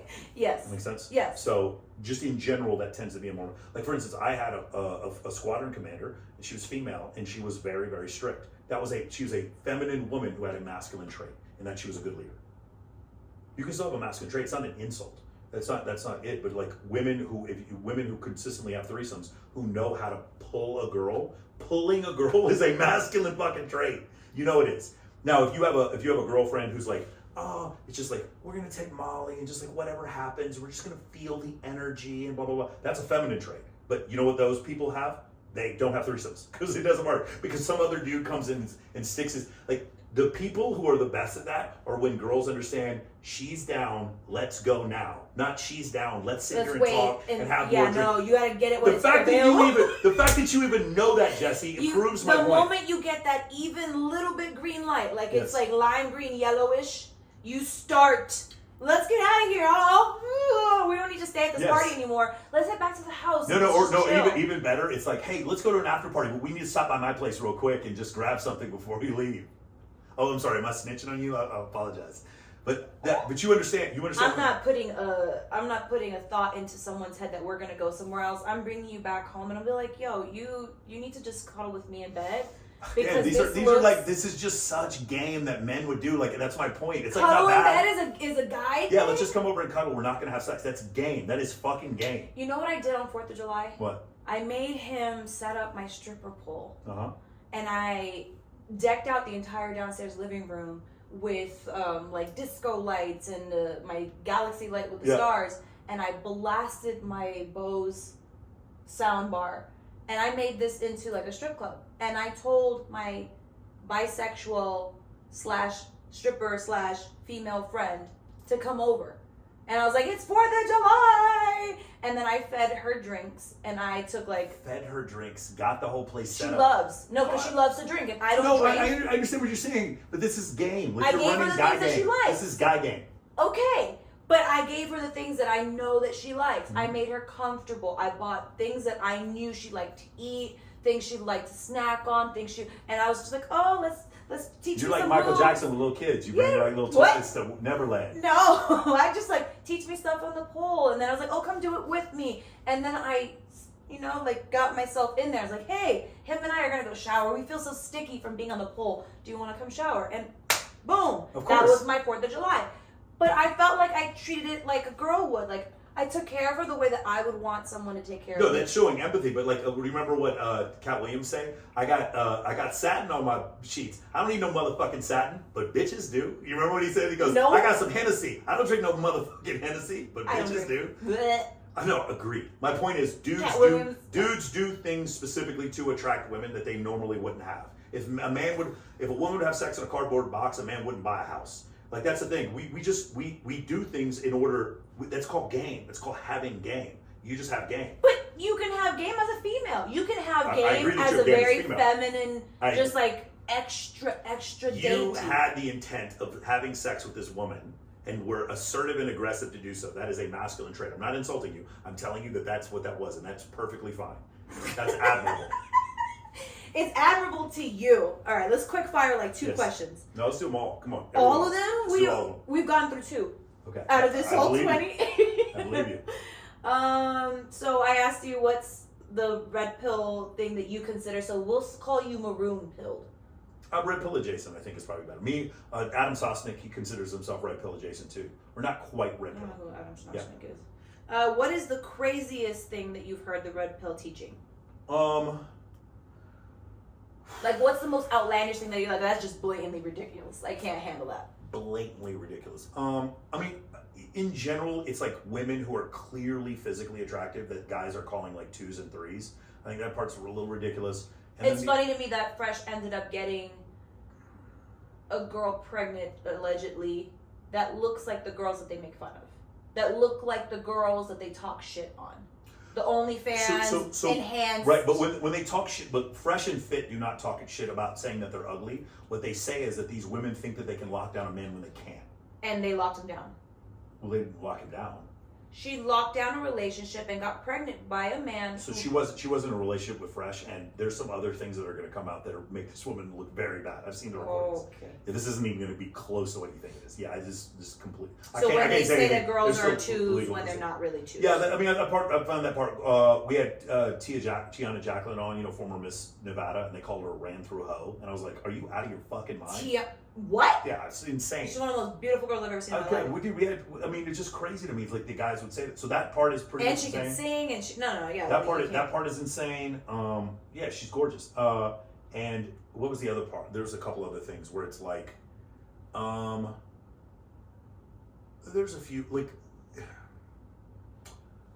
I don't think it's outlandish, but like the idea that, I think the other one with the men and women cheating, I just don't think I just don't see statistically or with endocrinologically, like with your testosterone, how there's any way that women actually cheat more than men. I just don't see how that's possible. And they say that the Yeah, they do. I think it's more like a positioning statement to fit your narrative. I don't think it's real. From a statistical 100% standpoint, agree with that statement. another one is, and this isn't a red pill thing, but I think sexual assault is drastically underreported. And I live here. Like, you and I have friends who are, they might be sex workers, they might be not, and police do not take them seriously when they've clearly been raped. Yeah. Like, that is another issue that I've seen. But it's not an anti-red pill thing, but it is something that I've seen where it's like just a little bit insane. Yeah, there's nothing crazy. It's just the only thing I wish the red pill would do is take the emotion out of it, number one. And I'm not talking about Rolo because he doesn't have this problem. I'm talking about just in general the audience. Take the emotion out of it, and then also be equally as critical of men. Then I don't have a problem with it. Well said. Mm-hmm. You have blown up in recent years between your podcast, the MOA, and all the other things. what do you feel like has been the biggest thing that has been afforded to you lately since getting more famous? I can't walk outside without somebody trying to take a picture with me every 5 minutes. It's gotten to that point? Yeah, I can't go anywhere. When I did the bunny ball and the teddy ball, I had probably 25 people at both of them try to take pictures with me. Do you say no to people? No, never. And I learned that from Dan. Like, Dan never says no to anybody, so I don't. Which Dan? My Dan? Bilzerian. Oh, Yeah. Not my Dan. Yeah. So I get recognized more. So when I look at impressions, one of the things that's really unique about my content is that it gets shared almost as much as it gets liked, which you'll notice most of the time. So like for a typical girl, let's just say she gets 100,000 likes, she's going to get 10,000 shares or 5,000 shares. Right. I'm going to get 100,000 shares and 100,000 likes. Yeah. Which is crazy. 100,000 shares. Yeah. But the reason why is, Dan Fleshman actually was explaining this to me. He was like, it's because people like your content, but they're afraid to let other people know they like your content. Mm-hmm. So from that standpoint, that has been crazy. The speaking engagements that I've been asked to do are crazy. I'll be honest with you. There are a lot of girls who wouldn't piss on me if I was on fire, who all of a sudden are like can I come on Access Vegas? Can I come on Access Vegas? And they like, all of a sudden they like me, and I'm not offended by it, but like legitimately, there's a bunch of fucking, I don't mean to call them out specifically, but there's a bunch of cocktail servers at a bunch of these different pools who acted like we've been friends for 10 years. And it's like, no, you pretty much ignored me for 10 years. I'm not mad about it, but like now all of a sudden they're like, they love my content or whatever. Yeah. There's been a lot of that. But the main thing is like, if I go to a party, and yes, it's going to be the Miami, Vegas, Scottsdale, LA corridor, like in that area, Dallas too, because I'm from Dallas. If I'm there, I can't go 5 feet without somebody trying to take a picture with me. And it's crazy when it happens in the airport. That is the wildest shit. When guys stop me at the airport, security guards, police officers have stopped me. That part, like, so it's more pervasive. I had a video last week get 11 million views on YouTube, and that has been the part that has been the wildest for me. And I'm glad it happened to me when I'm 46 and not when I'm 26, because I wouldn't have known what to do when I was 26. When I was 26, I would have ended up in a situation where I would have gotten some fucking crazy ass chick pregnant, and I would have been spending all my money, and I would have just been stupid. Now at 46, because I've gone nearly bankrupt twice in my life, I know how to deal with money now, and because I'm used to attention from females, it doesn't like affect me where I'm going to go off and do something stupid or embarrass myself. All of a sudden, you got a little attention, and you're like, if I'm not going to tell, like, at 26, if my favorite porn star had tried to date me, I don't know that I would have been known to tell her no. At 46, that would be crazy. To date you or fuck you?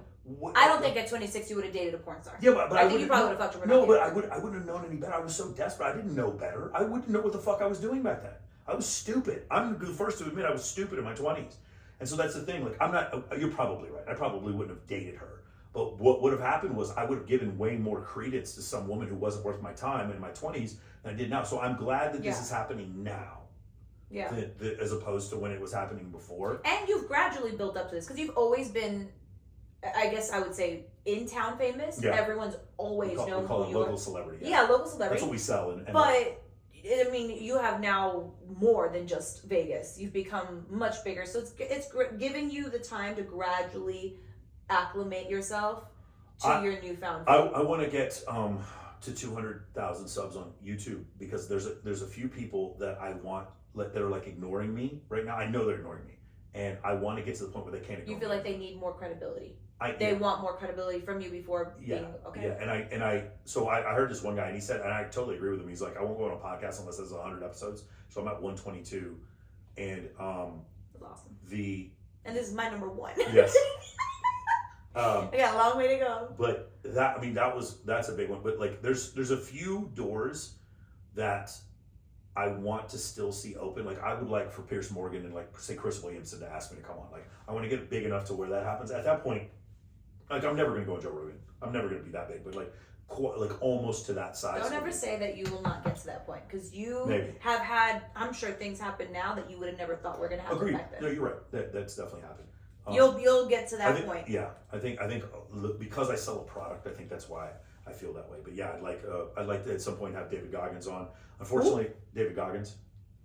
He's. I just said Lady Gaga. I was like, what is she gonna do? Famous motivational speaker, ultra marathon runner, Navy SEAL. one of my main four that I've always wanted. So it's Neil deGrasse Tyson, Mike Tyson, David Goggins, and O.J. Simpson. What do you want to? Oh well, that one's gone. O.J.'s gone. Yeah, he's not going to make my show. R.I.P. I would have had the greatest interview. I'm telling you right now, the greatest interview of all time of O.J. Simpson would have been mine. I didn't even know that he had cancer. I don't. Most people didn't know he had cancer. I had no idea he was suffering, and I had seen him come into Sapphire a few times, and we always put him with the blonde waitress, and she's like, "I'm scared." She didn't want. Hilarious. She didn't want to serve him. She kept saying, "Jess, will you take his drink out?" And his manager was like, hilarious. I'll tell you that story on the side. Well, I'm gonna skip that one because it's no. How do you feel like living in Vegas affects being in a relationship for you? It's difficult because we both have a ton of options. If you're in a relationship, because you'll go to the gym and see the most attractive people you've ever seen in your life. The people here are just in better shape. Is my gym just full of ugly people? What gym do you go to? The one across the street. Oh. I'll tell you after. But like, no, just go to fucking Dragon's Lair. Why do I want to go to a place like? Yeah. I'm happy in my, but I've never walked in the gym and like, oh, that's my spot. I'm not saying that because that's where you want to pick people up. I'm saying that if you go out in LA, there's no women in the gyms there. Women do not have the workout culture that we have here in Vegas. In Vegas, there's like women competing for pool jobs. True, And so we have an ethos of being in shape and like, you know, watching our calories and our macros and etc. And so because of that, one of the difficult things here, it's so funny, it was Amanda Nicole who said this, and I love this. So this is one of the few cities where the average, we're talking about just the strip, nightlife people work in entertainment, women make more money than men. I'm not talking about executives, but in general, the female pit boss, the female stripper, the average person, the female bartender, she makes more money than the male stripper, the male VIP host. Yeah. She just does. And so because of that, you have this disproportionate, and it's like sometimes 2 or 3x. You have this weird thing, Amanda Nicole was talking about it, where she's dating a male stripper who makes nowhere near as much money as she does on OnlyFans. And so she she's also one of the biggest IG models though. Yes, so she buys her man a truck, but she was like, one of the things she liked about Vegas is like the men were better looking and they would fuck you like their rent depended on it. And she was talking about getting dickmatized, and she said like that in LA it wasn't like that because these guys were so much wealthier, and so it was easier for women to date the guys that lived here because there are a lot, dude. If the ladies come here and all you care about is looks, some women are like that. This is a good place for a woman to come because there's a couple of broke-ass male strippers that if you want to fucking pay their rent, there's a bunch of broke-ass bussers. Yeah, broke-ass bussers, broke-ass bartenders. Hosts, yeah. But they're some good-looking, could have been model-looking guys. And they were dude. Yeah. The fucking in excess, the fucking bussers were all like male models. I was like, I would tell people, it was like, I mean, you have to get hired as a model. You're not hired as a bussers at excess. I was like, dude, it was so intimidating. Hence why I dated one for 3 years. Yeah, it's so intimidating how fucking good looking these guys were. Anyway, so that I think that's the difficult part. And then the other part, so as a man, you have options because of so many transient women here who, like, again, remember we said before, if women want to cheat, can they cheat? It's very easy to cheat, easier, but the cheating happens here. There's no other city in the world where there's more women coming to have random sex with dudes. There's no other city in them. Maybe Cancun back in the 90s during spring break. Maybe that would compare, but there's nothing that compares to the number of women that come here and they're just like down for a fling. So because of that, that makes the city difficult to date in. Also, we don't have the greatest school system here. Our school system is, I think, second or third worst in the nation, unless it's private school. Yeah, so that's the problem. So the problem is raising a family here can become difficult because of that. Yeah, those are the issues I would see. Do you feel like the friendships that both of you keep impact your relationship in a positive way? Me and a partner. Is that what you're saying? You and a partner. Yes, I do. But I'm very much, again, you remember talking about red pill things? I would not care if my partner had guy friends. My issue is, do they touch your vagina? As long as they don't touch your vagina, as long as your job, so if you and I were dating, my job is to be the best masculine provisioner, provider, protector I can be for you, to maintain masculine boundaries, and whatever it is that you found attractive about me, I need to keep doing that. Mm-hmm. If we were dating in the beginning, we need to keep dating. We need to keep it. Yeah, exactly. We need to keep the relationship going. That's my job as a man. Mm-hmm. And your job as a woman is your job as a woman is not to have men not hit on you. You're attractive. Men are going to hit on you. That's fine. Your job is to protect your mouth, your boobies, your vagina, and your butt from men touching that. So you wouldn't care if I was friends with a man, even if you knew 100% certainly that he wanted to fuck me? Yeah, I wouldn't care. He wouldn't touch me. He didn't do anything to me, but you wouldn't care. So it's really different because I grew up grew up. I managed a strip club, and because I've lived in Vegas for so long, it's not realistic otherwise. Like I have that is if I lived in Des Moines, Iowa, it'd be weird. Every guy's gonna want to fuck your girlfriend. Yes, but like especially so because my girlfriend specifically, she's so fucking attractive that like it's not realistic for me to think that she's not gonna get hit on by dudes. Right. And I don't even mind that she has. We share we share location, so I don't even mind that. My issue with is like I tell her there's a physical boundary. Mm-hmm. I don't even care if she finds him attractive. There's a physical boundary. That's the difference. Does that make sense? Yeah. Like it's unreal, guys. If you're out there and you are like simpy and stupid enough to actually think that you're, it's for you to think that your girlfriend isn't cheating. That's smart. She probably isn't. Most women aren't cheating most of the time. But for you to think that she doesn't find other men attractive ever, you're an idiot. It's like, I'm so masculine. I have such a big dick, and I am so and I give her money and she doesn't even look at other dudes. You're a fucking moron. You're an idiot. It's just human nature. I can look at someone like I'm not attracted to most Latin men. I just don't have that. For sure. That's never been my thing. I can guarantee you'll never find someone that says Maluma is ugly. Right. Oh, I don't know who that is, but I agree. He's the most gorgeous specimen, and he's Hispanic, and he sings reggaeton, and he is gorgeous. He's not my cup of tea. Yes. But you can look at someone and say that they're attractive. That's the mentality of, just because I'm in a relationship, nobody else exists. That's something that dude, I see, again, this dude talking about outlandish stuff in the red pill space is these guys who think that, like, I understand that you, like, don't want your girlfriend to go have girls' night with her friends that act like hoes. I totally get that. But this idea that she never finds other men attractive, you're a fool. You're just a fool. I don't care how just like everything else in life, it's discipline. Yes. Just like that. Yes. It's not her job to not find men attractive, and it's not her job for men to not hit on her. It's her job to not be available to those men. So why didn't you say that when we sat in the last Access Vegas and we were talking about, I said I would never even remotely accept a drink from someone. I would not even Because he's not touching your boobs. I don't care. Like, that's not really an issue. And also, if you were a bartender, dudes are going to buy you drinks. I don't really give a fuck. That's not an issue for me. I've seen tons of relationships work where a woman works as a cocktail server and she doesn't cheat on her man. Now, I know a ton of relationships that ended because she was a cocktail server and she did cheat on her man. I will not name names. Have you ever seen a clip of yourself on the internet that makes you cringe? Yeah, there was so I have a bunch of affiliate sites, and one I had this huge booger coming out of my nose. And I literally told Dylan Proudman, he's in Ireland right now, and I texted him, I was like, you have to take this down immediately. No. Yeah, made me cringe. Oh, there's another one. I should talk about this. So one day we drive out to Santa Barbara to do whatever podcast is, and me and Kylie, and she hadn't eaten in like fucking 18 hours. No sleep. She was Aunt Flo was in town. On the show, her and I get into like this little spat. It wasn't a big deal, but I looked at her and I was disappointed because I was like, everyone's going to blow this up out of proportion. Yeah. You really shouldn't be doing this. And the people on Reddit were like, why didn't you punch her in the fucking head? It was so stupid. And it was really funny because like, there's literally nothing else people have to criticize me except this like one clip, and it makes me feel really good because I'm like, wow, you have nothing. You have nothing else. You have nothing else. You have no like, did you want? And like, you wanted me to hit her or something. That's what it had to come to. Like, you had to beat the shit out of her. It was so crazy. And people are like, your girlfriend physically abuses you, and I'm like, what the fuck are you talking about, bro? It was so crazy. And so the thing is, since then she's actually had the fucking the what's it called, the birth control thing out of her arm. The IUD. Yeah, and it's like, but it was like, I don't mind if we're dating and you blow up at me one time. It's not that fucking big of a deal. I don't care. And by the way, she was like having an emotional. It was nothing. It was a 2 out of 10. It was nothing. But the thing is, if you have an emotional reaction, that's not that big of a deal. Dudes deal with that. That's not the issue.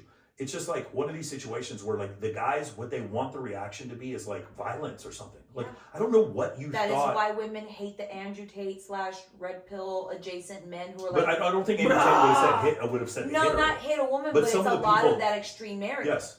But like that part was so crazy to me. And I was like, one of the things that makes me so happy is like they have nothing. Like there's literally no other videos that they have criticizing me. Internet trolls are just. It's like, dude, I've been doing this since like fucking 2008. You should have some other video besides one. It's like, when you think about all the things like Sneeko's done, or Destiny's done, or Myron's done, or Aiden Ross has done, and like you have one video of me, dude, you guys are way behind. I'm winning 56-0. If you just started hating, but here's the other issue. I took a risk in having her on all those shows, which none of the other guys I mentioned, they never have their girl in the show. Okay, and they know better because they know that they'll get fucking cuck or a simp or whatever fucking shit. Yeah, exactly. So I did that. So we decided later, because of the hate she was getting, we're not going to do that anymore.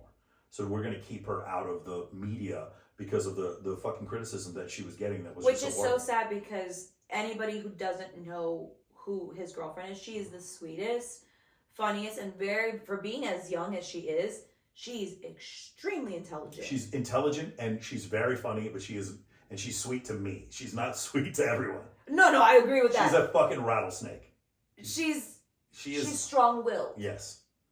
She's strong. We'll call that. She's strong. I have never dated anyone that I was more sure would kill someone for me.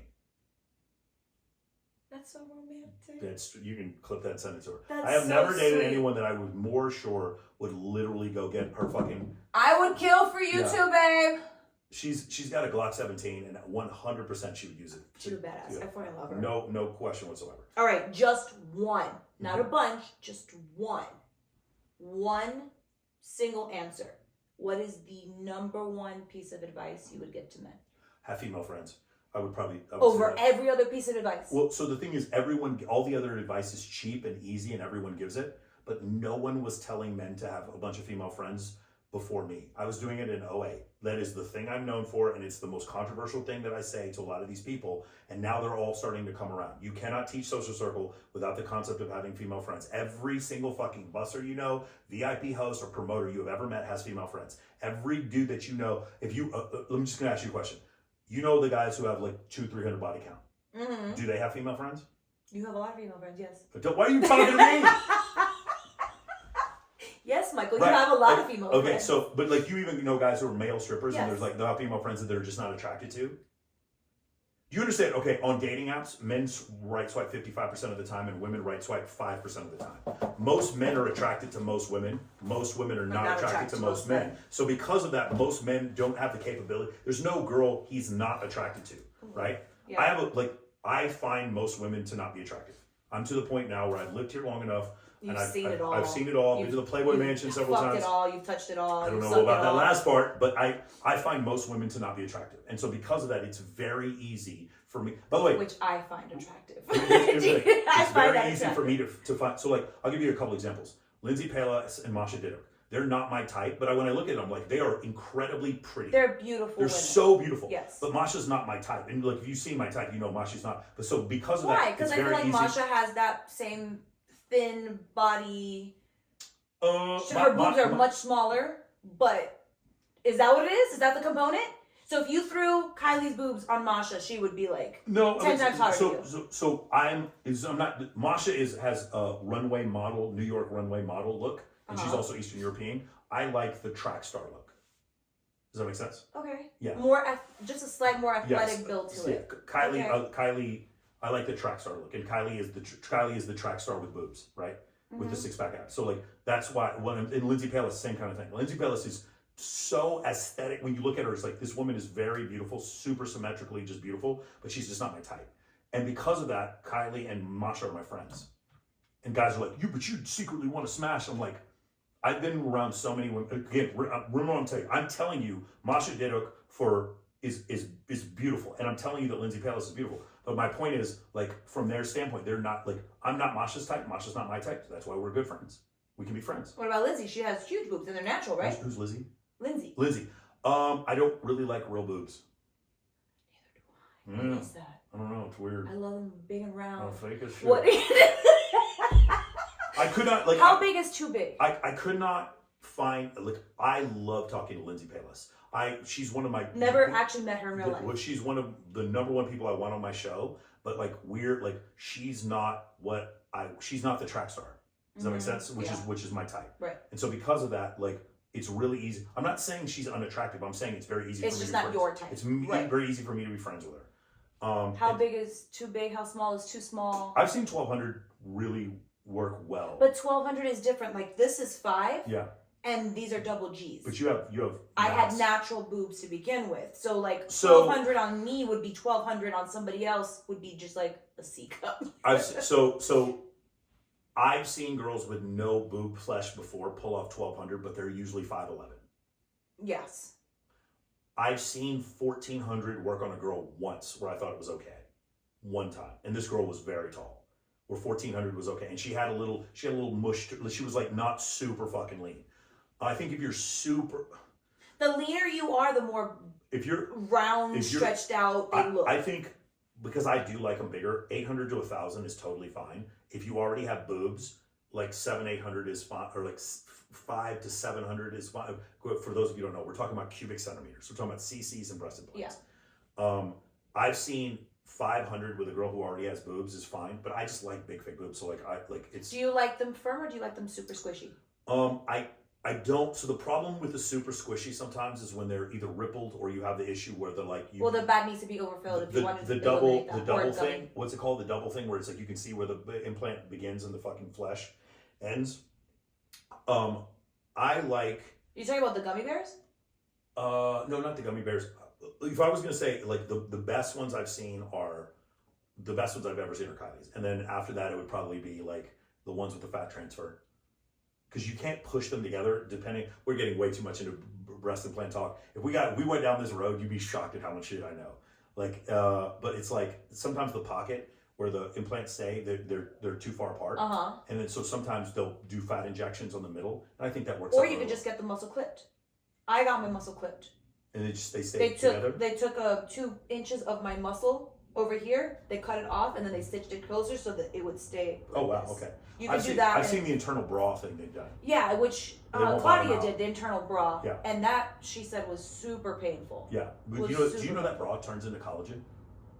What? Isn't that crazy? Yeah, it turns into biological tissue. Isn't that crazy? I never heard basically that. Almost becomes like another tendon that like pushes and keeps your boobs together. Then that's an investment I need to try.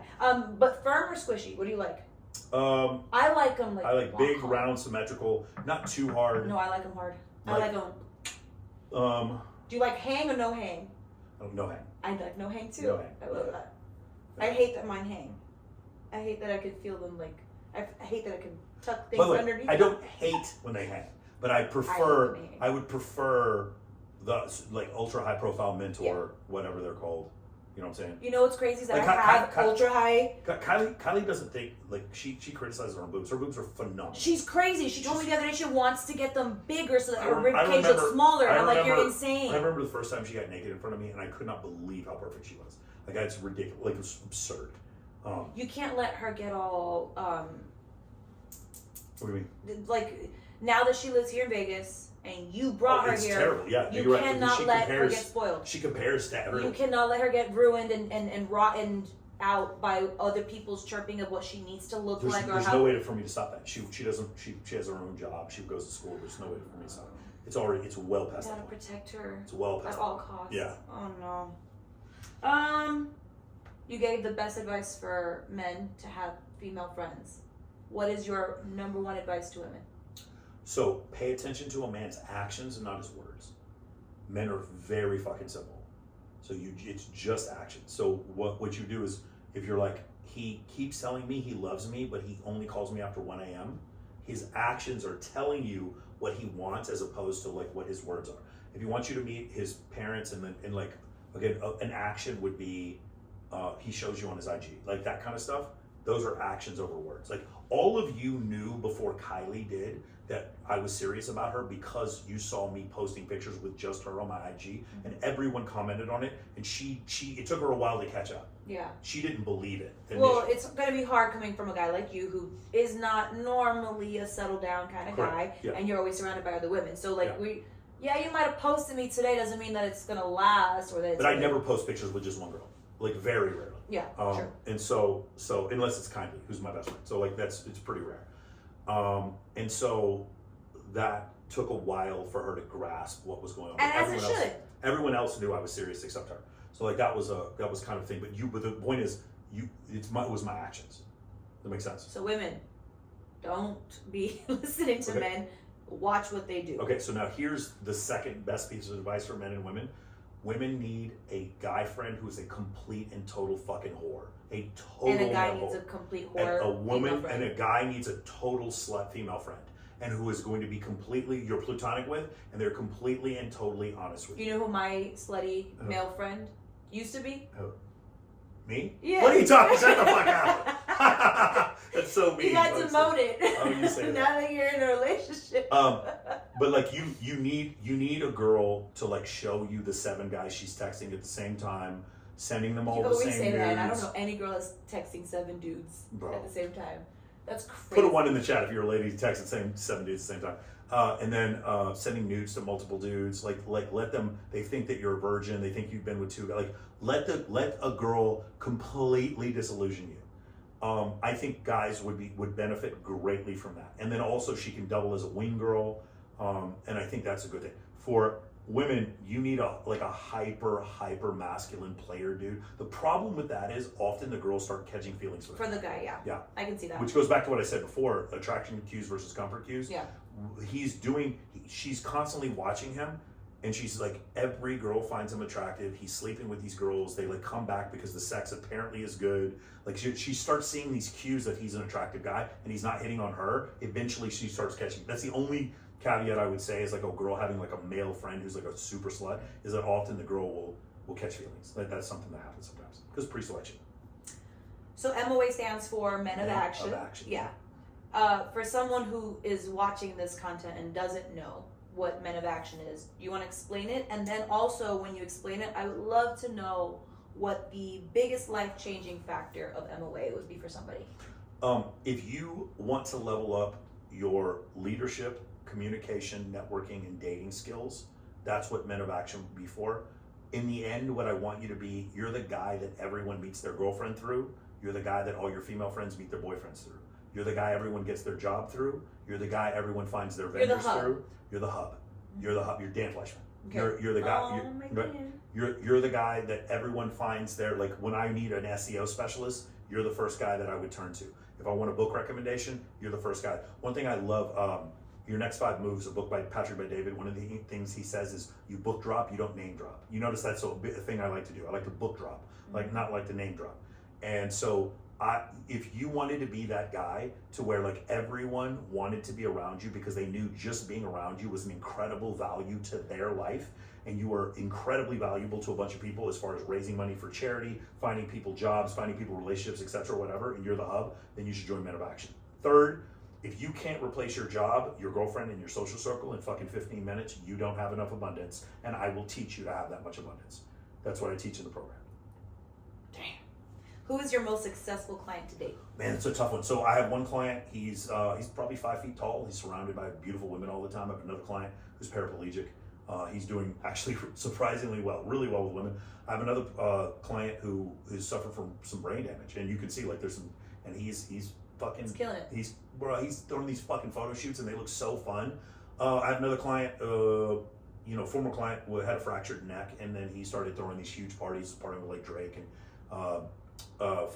Justin Bieber. I have another client who was out partying with fucking what's his face, DiCaprio the other day. He sent me photos. Leonardo? He's hanging out with Leonardo DiCaprio. Yeah, he's a club promoter.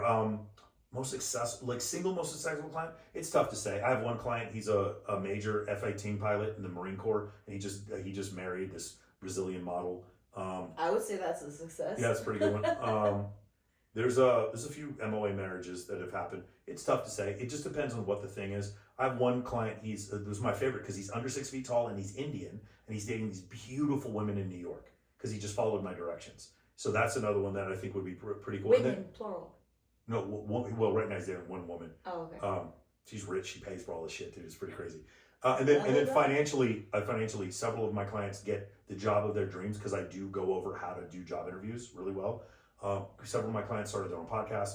Several of my clients have done their own brand building. Several of my clients have started their own panel shows. Several of my clients have used Zoom calls in order to create like groups in order to generate business for their like accountants. Kind of like what you did with the Monday calls and stuff. Exactly, the money calls. They copied what I did with money calls, and they've started their own business. Like they've used it to generate leads for their own business. These are accountants, lawyers, people like that. And so I've helped them from a financial standpoint. I've helped several people with ad spend, sales team, fucking sales funnel, like that stuff too. They've had a ton of success when it comes to that as well, because I want to level up all these different places. And then I've had a bunch of guys that were like, their testosterone levels were in the 200s. Their total test was in the 200s. They didn't know that. They went and got their testosterone checked. And then afterwards, once they got their testosterone checked and they got it back up into the 600, 700, 800 range, then their total test, then we got them on a workout schedule. I'm sure their whole life changed. Their whole life changed because of that. So it's tough to say one. But those are all great examples of what you can do for somebody. Yes, it is. And And it just depends on like where you want to take it. Some guys, it's just financial. They're looking for just business advice. Generally, those guys are not the best fit for the company. We need you to want to do some networking and some social circle. And like we have a lot of married guys that are in the program that are not looking to date, but what they do is they're a real estate agent that want to use attractive women to have the best real estate networking. Exactly. So what I say is like when you go to Dan Fleischman's events, one of the things that makes it different is like you've been to a bunch of like public speaking or like conventions, like self-help conventions like that. I love the one he does the elevator nights. Yeah. The difference is at elevator nights, there's just as many girls as guys. That's the thing that made it so different. There are beautiful women there. Yeah. That's what makes his events different, and that's how my events are different. Is that I, in general, want to take boring accounting fucking events, conventions, and I think you should have just as many women as men. Mix it all up. Or more women than men, because it makes everyone enjoy their experience more. Makes sense. We got 3 left. What's the biggest indicator to you that someone will be successful? Their ability to follow direction. So it's speed of implementation and suspension of disbelief. Their ability to find mentors and to humble themselves and listen to what those mentors tell them. Be willing to take some advice and not be so stubborn that they know it all. Humble yourself. Like when you go to Marine Corps boot camp, they break you down. They make you feel like a piece of shit, and then they build you back up. You having the ability to humble yourself to do that, if you can do that, and then you follow mentors, and it's so easy to find mentors today. It's so easy to find people who are successful that can teach you. Whenever we make a decision, it's almost like we have this weird like imaginary board. When it's like me, Grant and Miguel, we're making decisions. We're like, what would Cody Sanchez, Grant Cardone, Brad Lee, Ryan Stewman, Wes Watson, what would Grego Gallagher, Brandon Carter, Mike Rashid, what would they do in this situation? What would Rollo Tomasi do in this situation? And then we ask, okay, what would they do? And then we determine what we would do based on what those guys would do. Because that's kind of like my cohort. Makes sense. What? I'm afraid to even ask you this. Do you agree with the red pill teachings? I know that there's some things that you don't agree with, but do you agree that the red pill should exist? As red pill is a derivative of evolutionary psychology, I totally agree with it. But when we talk about the 13 to 17-year-old spurred kids who are autistic, who are like writing horrible comments, no, of course I don't. But that's the case. That's the case with every society. Anything. There's always gonna have a troll from somebody. If the red pill was strictly what Rollo said, I would probably have a lot easier time with it, and most people would. The problem is when people say something in a red pill space that comes off as bombastic or offensive, Rollo gets blamed for it. Just because he's associated because he's the godfather of red pill. He gets blamed. I've never seen one person get blamed more for another person's statements. Like Rollo gets blamed for things that Pearl Davis says constantly. And like Rollo didn't say those things. But that's his, I mean, you a bird of a feather, right? So if that's the association. Rollo and Pearl don't get along at all. No. But I'm saying like that's the world that you associate with. Like a porn star, whether she's doing porn on OF or she's doing porn for Brazzers, she's still a porn star. Sure, but if you were to ask Rollo what the Daily Wire considers to be red pill content, it would be bastardized. To him, it would look perverted. It would be a perverted version of red pill content. Because it's not. And the other thing is like, the other idea of being red pill isn't realistic at all, because it isn't real either. So I believe in gravity. That doesn't make me a gravityist. It's just gravity is but whenever I look at a problem like building a hydrothermal dam or whatever, I'm going to use equations of gravity in order to solve this problem. And so I'm going to look at this problem through a gravitational lens, if that makes any sense. So I look at problems, you can look at problems through a red pill lens and then find solutions to those problems. You know what I think? I think it's gone out of control. Of course it's out of control. I think the red pill, what's his name that came on? Not last time, the second to last. Cooley? David Cooley. Okay. I just saw a clip of him saying the other day, you and your man are walking and a man approaches you to say something to you. Doesn't matter what he's saying. If you respond to that man or look up from the ground and look at him, automatically you disrespected your man. This is a point where the women are just like, now they don't want to listen to anything red pill because it all has gotten so a girl sneezes, a guy says, bless you, that's a body. Her body count just went up. It's all gotten so ridiculous. Yeah, that's a little extreme. I think that if a guy walks up and talks to your girl and ignores you and then just keeps talking to her, that's disrespectful. Like, I do think that. But that's not a her thing. Yeah. And what he's doing is putting the blame on her, that she has disrespected Sure. or prioritized another man Yeah. over her relationship with him. So I think that women and people in general are having a hard time with the red pill sphere because of the fact that it went from this and it's become this, Yeah. and it's being taken A, out of context, B, out of the world like norm of what should be acceptable and how to treat somebody else. It just has gotten really hard to consume that content. Because it's a praxeology. It's like nobody owns it, and so because of that, even though Roe is the godfather of it, people can bastardize it to mean whatever they need it to mean. So if you're a liberal, then red pill means hyper conservative, hyper masculine, misogynistic beliefs, and if you're conservative, then red pill means like anti-trad con, but whatever you need the red pill to be in order, because nobody owns it. Right. Because nobody owns it, then it's a free for all. You also see the same thing with different interpretations of the Bible between Catholics and Protestants. Catholics will say Protestants pervert the Bible and vice versa. And so that's essentially what's happening, because no one owns the intellectual property of the red pill other than Keanu Reeves in The Matrix. I can't with you. So the last thing was, what is new and next and upcoming for you this year, now that it's a fresh new year? Okay, so if you got into this part of the video, you've gotten this far, so I can lay out a couple little secrets. So we have a high ticket offer. That's our main offer for Men of Action. What is high ticket offer? High ticket is anything above $3,000. Okay. $3,000. Yeah. So we have a high ticket offer, and we're going to have an additional alumni offer that's coming up in the future that we're going to include Deshaun hopefully in the high ticket offer. We're going to have multiple coaches. We're also going to start a low ticket offer, which is something that's under $100 a month. And we're going to do low ticket offer for a lot of people who can't afford the high ticket offer. This is for people who are broke, and we totally understand. They're just starting out. There's just too many people that were broke that we had to turn down that weren't financially qualified. So we're going to create an offer for them. It's obviously not nearly as comprehensive as the high ticket offer. Yes, but it won't include like live calls with me, for instance. So it's going to be a little bit different. So that's the next thing. We want to do that to feed our affiliates. We want affiliates to make content for us, and then that content, then they get paid based on what they sell, and we're going to pay 200% to the affiliates. Meaning, like, so if you're one of my affiliates and you sell one of my programs, you get 100% of the first month and 100% of the second month. The third month is mine. I get to keep that profit. So that's the way we're going to do it. It's a very good incentive. I like that. Yeah, we're going to do low ticket offer, and then the low ticket offer, you're going to update it. We're going to base it kind of like all 167 Steps was with Ty Lopez, and so that's what I expect to. If I were to ever get 10 million followers on Instagram, it's going to be because of this. Because we're going to have so many people out there creating affiliate accounts. Similar to what Andrew Tate did. The thing is, I don't say the same things that Andrew does. I understand that Andrew was like, they changed the rules of the game because Andrew was so pervasive. I'm just not going to, I have to go by the new rules. Does that make sense? Mm-hmm.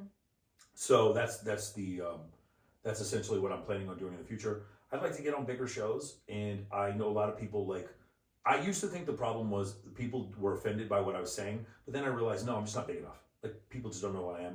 And so if I get big enough, hopefully I can get to a point. I don't want to get big and famous to be famous for my own ego. I want to get big and famous so that certain people can't fucking ignore me anymore. Yeah. So, because there's certain places where I want to have a message and send that message. So that would be the other thing. And then, getting Men of Action to $1 million a month. I thought you already were. Not $1 million a month. You're $1 million a year. Yeah. You're pretty close to it. Yeah, I'm not allowed to comment anymore, according to my lawyer and my partners. But, I know that you're doing well. Yes. let's just say that. Doing very, very well. So yeah, our goal is eventually to get to $1 million a month. That's great. Yeah, so that would be it. And then eventually, a couple years down the line, I would like to pivot to something that is not dating related at all and just totally business related, to have a second offer. And so I'm still going to be in MOA doing the live calls, but most of my focus will be on the second offer, where I'm going to take a bunch of the guys from MOA, and then it'll be like, how do we create a brand for you that you use that brand for dating and to create a scalable business that can make you an ass ton of money. Like, that would be the next thing. That would be the goal. Everything I'm saying, I'm spitballing. I'm not saying any of it. We've agreed to the low ticket offer, but like the rest of it, we still have to work on. Well, speak it into existence, right? Yeah, for sure. For sure. That's what I see, and that's what I have planned on the future. Me personally, I'd like to get maybe down to 8% body fat for the first time in my life. So I'm going to have to probably get a nutritionist and a what's it called, meal prep. I really don't care what food tastes like anymore. I eat the same thing every day. Oh God, I love food too much. Yeah, I'm really good on like just cover it in fucking Tabasco and I can eat anything. So I think that's probably what my next goal is. Yeah. That's awesome, though. Yeah. That's what he's probably one of the busiest people I've ever met in my entire life. I'm surprised he was here today. I was also gonna start doing some house hacking. So some what? House hacking. So basically, you buy a house and then you rent out 2 of the rooms and they pay the mortgage for you. Oh, I thought you were going somewhere completely different with this. Yeah, it's okay. My buddy, so essentially, it's like just having. My buddy Spencer Cornelia hit me up to that. That's probably what I'm gonna do. Is probably so buy a house and then rent out the rooms in it. Yeah, so maybe I would have like one of my sales team in one of the houses, one of the sales guys, and he'd rent it out to 2 other people, and then I'd have a house and rent it out to 2 other people, like have 3-bedroom or 4-bedroom, and then use that to pay off the mortgage. I would probably do something like that. That's probably also in the future. Professionally or just personally? What do you mean? You would want to do the house hacking like just? No, it's just a great way to get. Just imagine if you had somebody living in one of your guest rooms and they just paid your mortgage. Yeah. Oh, yeah. But their rent equals your mortgage. Oh no, I mean it's a third of the mortgage for sure, and it's helpful. Yeah, but if you were able to pull that off, then you'd own homes free and clear after a couple of years. That's true. That's what I would plan on doing. How can you get someone to pay what your mortgage is unless your interest is completely low? Yeah. Or the house is that crazy. Or maybe it's not quite to that level. Yeah. And then the additional funds come from the write-off to your business. Yeah. There's a bunch of different ways to play it. I'm studying. Because I'm thinking in my head, if someone's going to pay the equivalent of a mortgage, you could have your own place for that price. You wouldn't need to share a house with 3 other people. You'd be surprised if you. Unless the house is like a badass party house. No, like I will bet what I pay in rent exceeds the mortgage plus HOA at Panorama. I bet it does. There's no reason to have it if that wasn't true. That's crazy. Yeah, I would bet it does. Maybe I'm wrong, but I could be wrong. But that's probably what I would do. We've looked at it. And it's time for you to get out of Panorama. You've leveled out of the poker player and strip. Never leaving Panorama. Panorama is the greatest place to live in the whole world. They got that gym there is incredible. I go to the gym right after we leave here, and I can work out. It's got a full body workout. The whole thing is amazing. I love Pano. There's 6 hot tubs at Pano. It's incredible. 2 fucking basketball courts at Panorama. You don't want your own space. I have my own space. Yeah, but it's an apartment. Don't you want like your own home? I'll get a bigger. You can get more cats. That's incentive. You can rescue more cats. That's a good point. If you had more space. That's a good point. Okay, so I appreciate the fact that I know you're really busy. Yeah. You came today. Of course. Even through all the technical shit that I couldn't figure out in time, but if you mess this up, we'll just do it again. Oh, good Lord. If this is not right after today's and yesterday's heartache trying to put this all together, then I don't know if I can do this. Let's do it again. We'll set it up again. But I love you so much for coming. Okay. And I really, really appreciate the fact that you were my first. Well, I appreciate that. You were... Will you tell all the other women who hate me that I'm not that bad of a guy? It's not about you being a bad guy. He's not a bad guy. And I say this actually defended Your Honor 2 or 3 times on Instagram like a few days ago. The reason... I will say this 100% to the day I die. The reason why I, with a smile on my face, will go on Access Vegas and MOA and all the other things events that he throws is because no matter what comes out of his mouth, whether I agree or disagree with it, he's never been disrespectful. Not once. That's why I was so shocked and alarmed when you said that you, with the pink pill, Jamie, I didn't know that. You tell Jamie I've never said anything disrespectful about anybody. I said that to her. I commented on her video and I let her know, you might not agree with what he says, but I've never heard him bash anybody or say anything like that. Yeah, you've used the word hoes and whores and stuff like that, but I don't think I've ever said whores. I've never said anyone's a whore. I'm not saying you called someone a whore. You used the word whores. I think I said the word hoe when I was talking about that Juicy J song with Wiz Khalifa. We love these hoes. But I've never called a woman anyone can be offended over anything. But my point is that the only reason why I will stand by his side no matter what is because regardless of disagreement or what we believe in or not, I have never felt disrespected or uncomfortable when I'm with Rolla or with Michael. So I will always defend you to the ends of the earth, regardless if you say something that makes my eyebrow twitch, which you have plenty of times. I will not stop going to my grave saying you are very respectful to me. Sounds to me like you need to have Jamie Lynn as your second guest. I don't know if she would want to. I think she's doing great. I actually started following her account because she's so well-spoken and so intelligent. And I like what she has to say. Me too. Most of the time. Me too, except when she comes after me for no reason. I think you just need to shoot her a little text. Hey, let's have a lunch. Let's have a lunch. Okay, I need to have her on my show again.